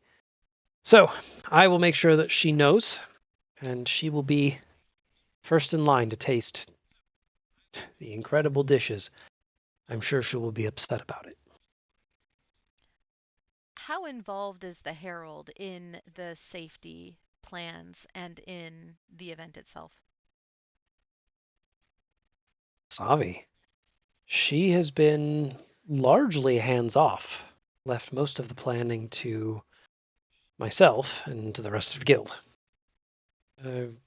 As far as I know of, the most that she has had a hand with was making sure that Telemar had accommodations and that we had everything in place to summon him when the time came. Now that he's here and, well, has a place to rest his head, I can't think of much that she has had to do. Let's keep it that way. She may be setting you up to take the fall as the head of this event, should something happen to Telemar. I see. Okay, I will keep that in mind as well. And I'm gathering that that means that you suspect Savi of having some ill intent. Let's just say she's on my list. Understood. Very well. Well, in that case, I will keep as best an eye on her as I can, although she's been a bit reclusive since Telemar has arrived. I don't mean to imply anything untoward, but I don't believe she's left his bedchamber too often.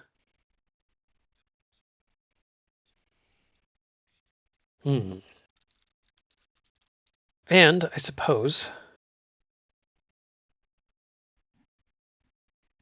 Well, actually, let me start by saying this. Of course, independent of the rest of the feast, you are all invited to the feast yourselves. Not even as assistants to the culinarians, who likely would not have a seat at the table, but as my personal guests. You've assisted the nation in a time of need. It's only fair that you be there and be around in case anything else were to go amiss. We accept, and we appreciate the gesture. Of course. I'm afraid I can't do too much to get you access to Telemar. Unfortunately, I don't have much control over his schedule, which is still largely consisting of eating and sleeping. A lifestyle that I am a bit envious of myself. However, I, of course, invite you to see if you could get the audience yourself. He has spoken to you before, I've heard from reports, and perhaps he likes you.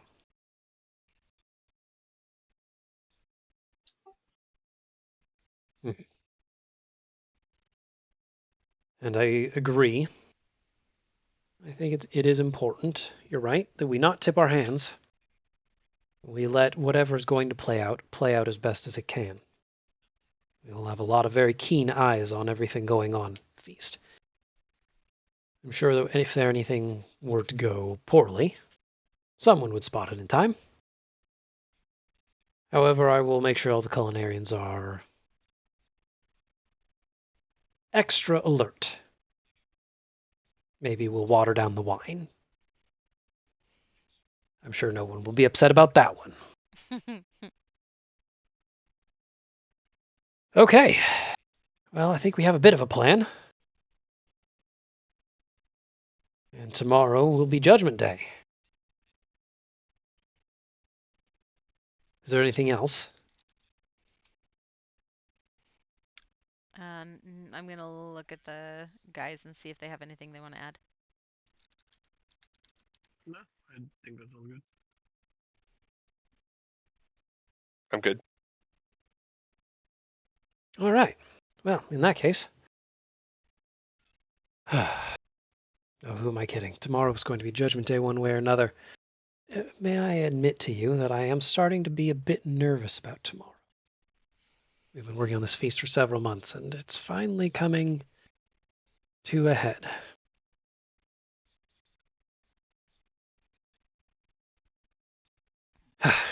Sorry, that is my concern, not yours. You actually see on his face that maybe there was a wrinkle for just a second as he said that, but almost immediately he puts a smile back on his face and the wrinkle is gone.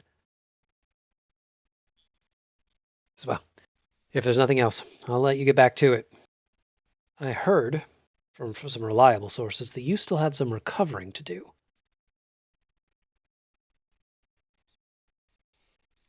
We'll make sure we're well rested for tomorrow. Good.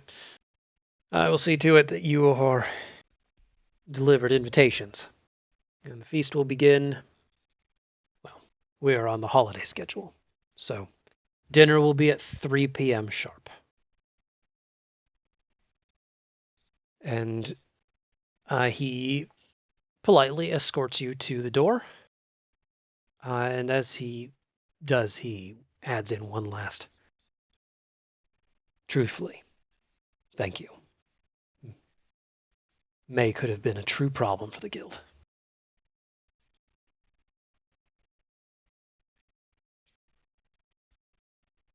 And he closes the door. And I think I am going to check in with Rayun next. Rayun, you were headed to Telemar, yeah? Mm-hmm. Cool. Then I'm going to try and do something fancy. And we're going to go to D&D chat. Okay. Sorry, stream. I'll be right back. I'm taking my ears off. Okay. Okay. I was about to be belligerent. Wow, this is already perfectly set up. Dang. Ah. When you make your way to Telemar's bedchambers, he is blissfully asleep, and there is no one else in the room. There were a couple of his elite guard that were standing at the door, but they don't wait even a second. As you get close, they part and the door opens for you.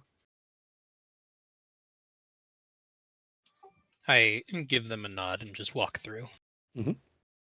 Inside, Telmar is gently snoozing. He is not wearing the armor in his image, but instead is wearing a very similar silk nightgown and matching sleepy time hat. However, as you enter the room, he stirs as if sensing that you were arriving. And he doesn't even act surprised. But when his eyes open, he's already smiling and just says, "Hello, good to see you again." Good to see you, Telmar. Oh, sorry if I'm a little out of sorts. Still a little on the mend, he adds with a stretch. But I'm feeling much better than the other day.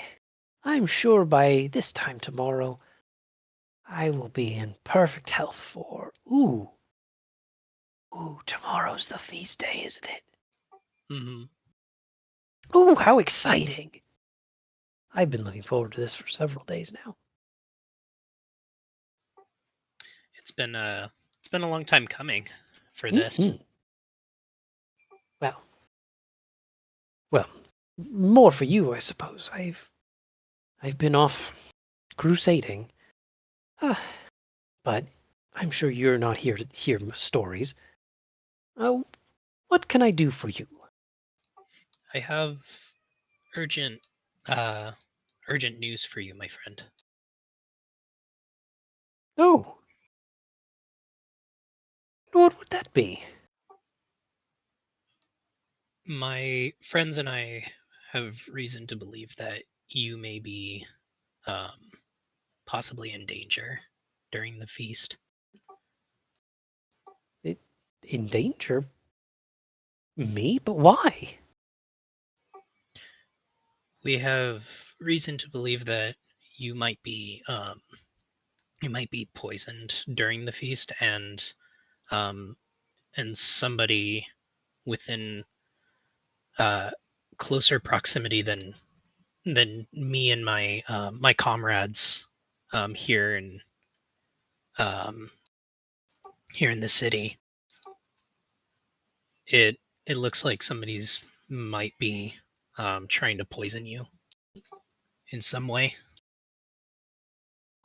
and I wanted you to be on guard as you partake in the feast. He puts both of his shovel claws on his eyes. He says, "Oh, not this again." I'm sorry to have brought this up at a inopportune time. I know that you were sleeping. No, this is important. I just... Oh, after last time, I was really hoping this time would be more peaceful. It seems that your inner courts might be in on it. So just keep your eyes out. I will do the same on my end and help you as much as I can. Hold on. What do you mean? Who do you suspect? As far as I know, your second in command, the lady Savi. It seems that she may be up to something, and I definitely wanted to bring it to your attention. He looks not even like angry, just like confused. He says, "My Savi, but she's been by my side for centuries."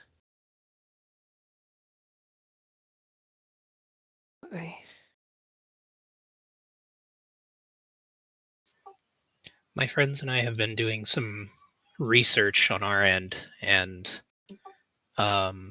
she may not be who she says she is. And it's probably going to come to a turning point tomorrow. But whatever she hands you, or if you see her messing with the food at all, don't touch that plate or that chalice, cup, or whatever you decide to partake in. He looks down at his claws and is lost in thought for a good couple seconds. When he finally comes up, he says, "I wonder if that's what happened last time, too." Did you notice anything weird? Like, did the food taste weird, or was there anything like changed while you were? No. Sorry, my trip to the other city, Nazma.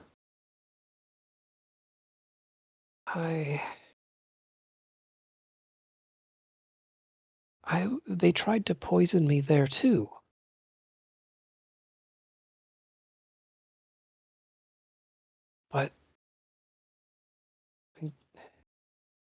But I sensed it. I smelled it from too far away. I was able to get us out.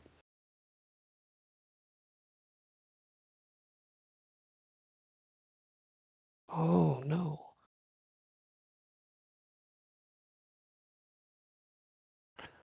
Oh, I think a lot of people have suffered because of a misunderstanding.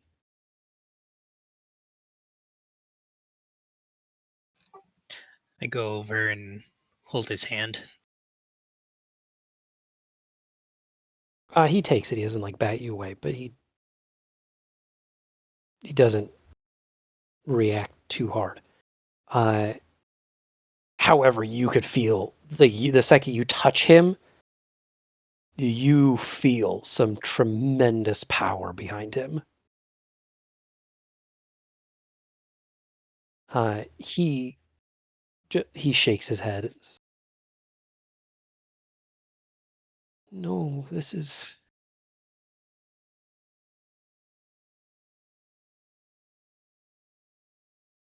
has to be a pattern.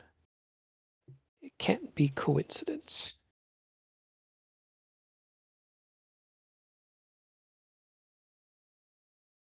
I'll need to set this right.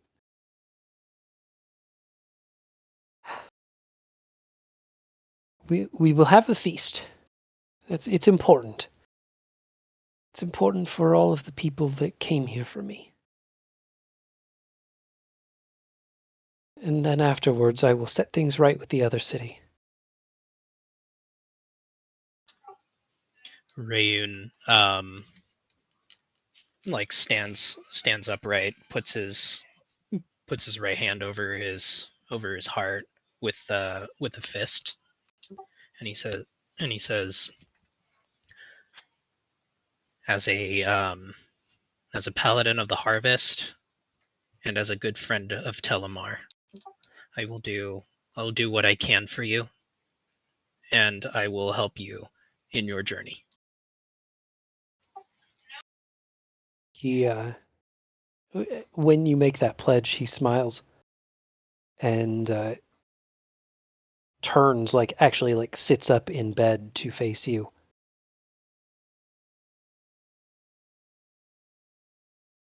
I was a lot like you in my other life. I think we have a lot in common.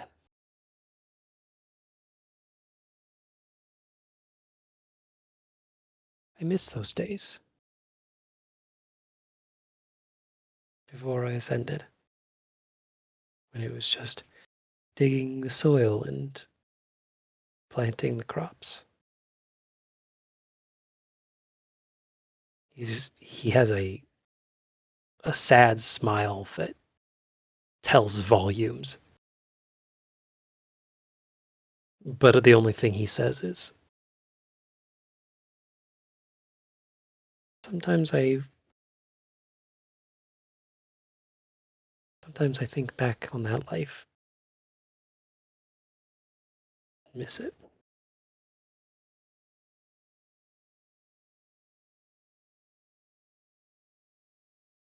Something came to me in a dream the other night. A memory from those times of the one that I had to leave behind.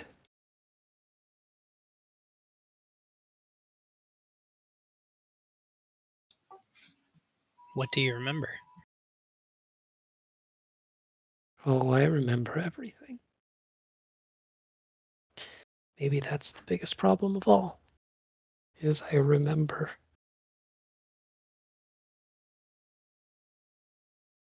Sometimes I wish I didn't, but I remember the farm that I inherited from my family. I remember the community. I remember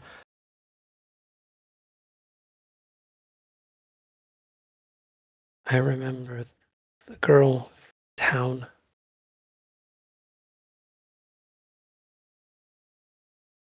And I remember when the marauders came and took that.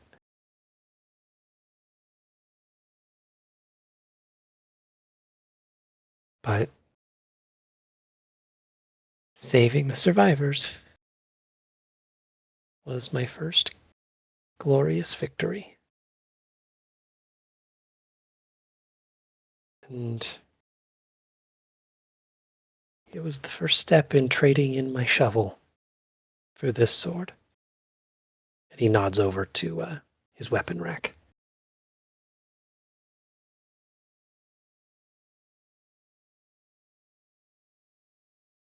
Rayun, I fought more battles than you will ever see. Sometimes I wish I could go back to that community instead. And just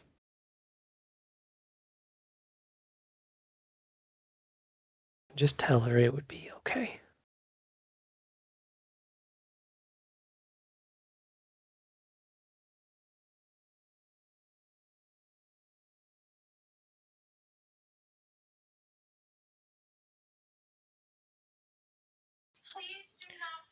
I feel. Oh, sorry. Hold on. Let me close my door. No, it's fine.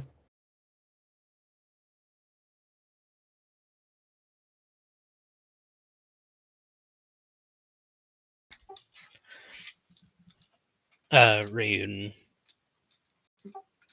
like his heart is just like it's like just feeling that that longing, that sadness, and he goes, I wish I could help more with what you're feeling. I know it all too well. I miss my mom and dad. It's been a while since I've seen them. I did almost get all the way home on my way to the eastern part of the islands. And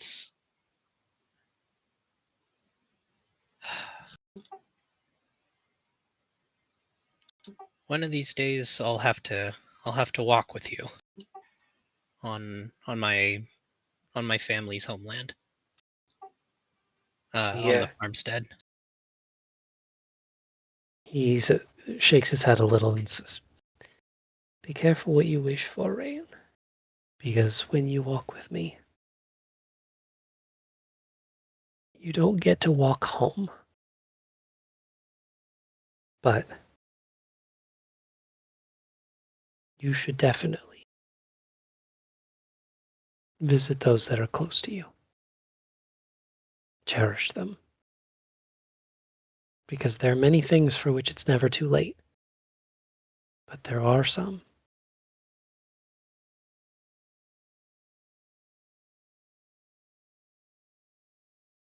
Oh. Sorry, some of my dreams have been a little tumultuous of late. Rayun like wipes a tear from his eye. Like, you got me there.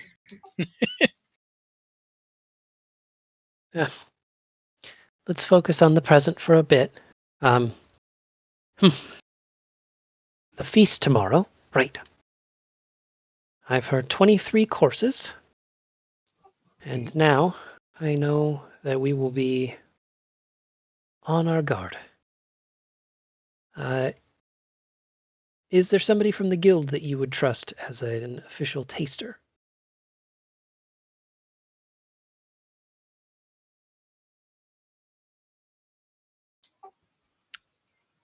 As an official taster, I trust Racklin. Very well. Then spread the word. This Racklin will be my official taster. As you wish, and Rayun bows to Telemar. He gives you a pretty decent nod back as well. And as he nestles back down into the pillows, thank you, Rayun. Sometimes it's nice to remember what we're fighting for. Always and forever. And he closes his eyes and is very quickly back to sleep.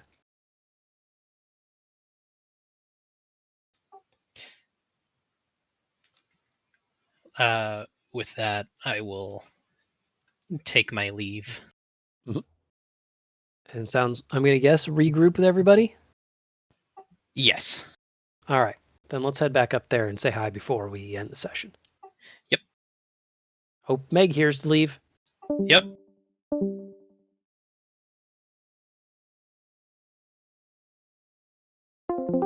Yeah, that's Hello. definitely how we started. Hello. Hello. And good. Meg heard to join us. I was a little worried. I watched for your things to move into the other channel. Yeah. So actually, maybe only like 5 minutes after you guys leave Rare's office, Rayan finds a lot of you. Hey So guys. you guys rendezvous in a nondescript hallway on the second floor, kind of near Rare's office. All right. Do you want to hear what I've been up to, or do you guys want to go first? We don't have much to update other than just to let you know that we've filled Rare in on everything that's happening. And he's going to send us tickets so that we can attend the dinner. Well, that's good. Um, I'm here. it, I've been here the entire time. What are you talking about? No sleeps. Speaking of my communications, I went and saw Talamar in person. It went well. I let him in on all the information, and I have well, we need to go talk with him, but Racklin will be the official taste tester before it's handed to Telemar. Is Racklin okay with that? Well, I trust him, so we should probably go tell him though, just so he's ready. Don't you have like purify food and water So- and stuff? Like, shouldn't it be you? So we've voluntold Racklin to be the taste tester. Basically. All right. So we have to Well, we kill already watched 4 him die people once. so that he doesn't have to die. Well, I'll be with Racklin and purify food and water to help out.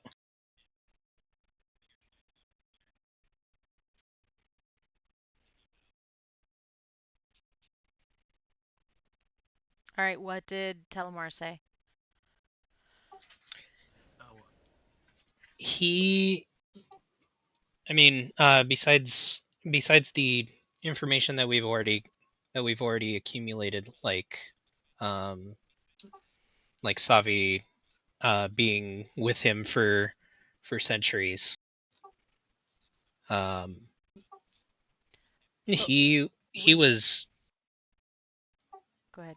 I'm sorry. Go ahead. No, go ahead. He was understandably confused about a lot of the information that that we accumulated, and I had actually told him to be on guard, and found out that that there may have actually been a pattern, and he was just now noticing with the because even in Nazma, there was poisoning there too, and he had evacuated everybody that he could.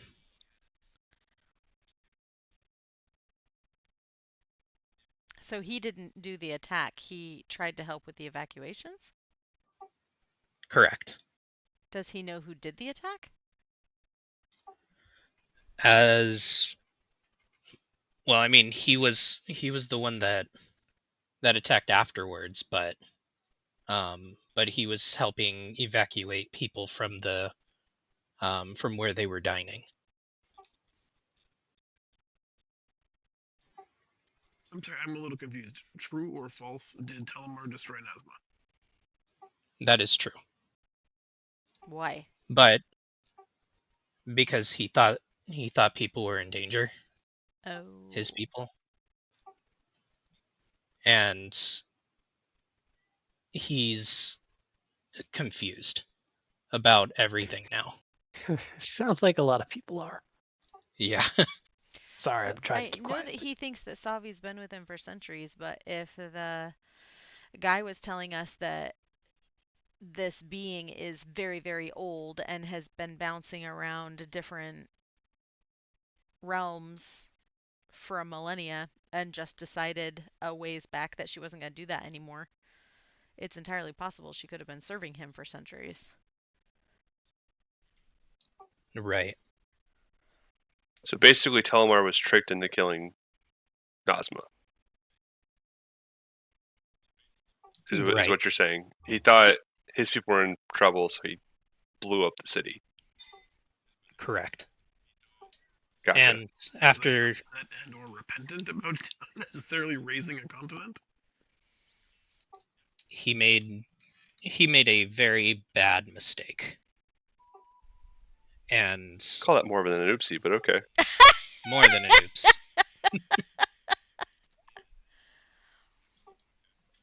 But I think that'll take more than an apology card. Sorry, I blew up your city. Thanks for making me dinner.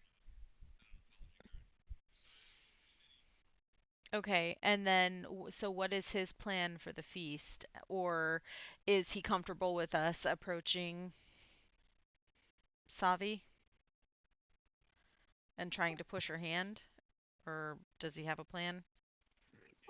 If Telemar believed you, why doesn't he want to come down on Savi like a ton of bricks on his own? He's not very confrontational, at least at the moment.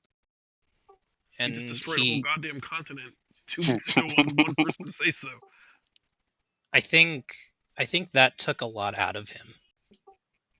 Because I mean, even with him like resting as long as he has, he like even with me coming into the room, he was very like tired and recovering a lot of lost energy.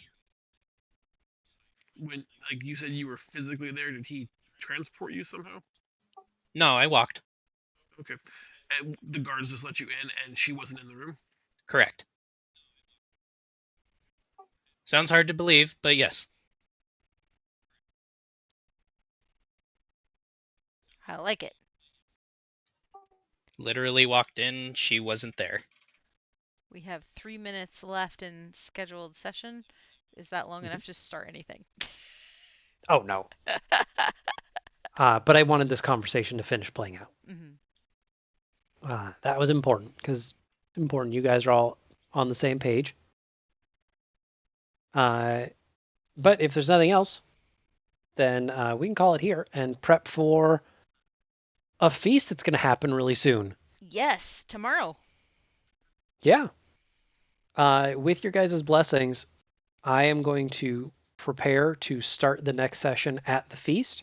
Okay. If there's anything that you guys want to do beforehand, DM me.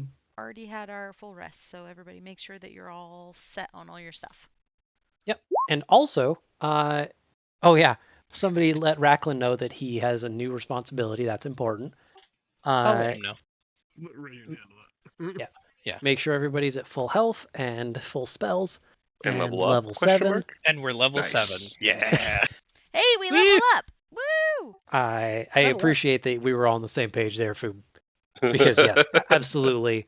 I am a big landmark leveler, and this was a good landmark for that. Hooray!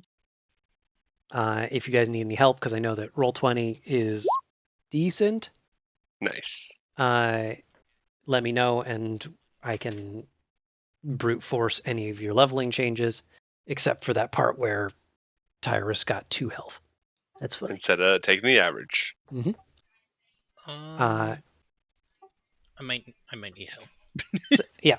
So your homework before the next session, which is scheduled for June 21st, that's an easy math, is to level up as best you can, or at least figure out what you want your character to look like, and then like DM me beforehand, and I can log in early and we can fix it all up.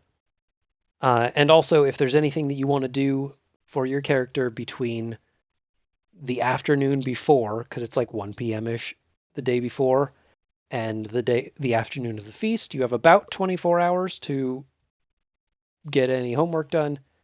So let me know if you want your character to do something or if they're just gonna nap. Okay, sounds good. All right. Other than that, guys, it's 9 o'clock. I'm gonna let you go. Thanks again, Yay! because this was great. Good night. And have a Great good session, night, guys. everyone. Good night, all.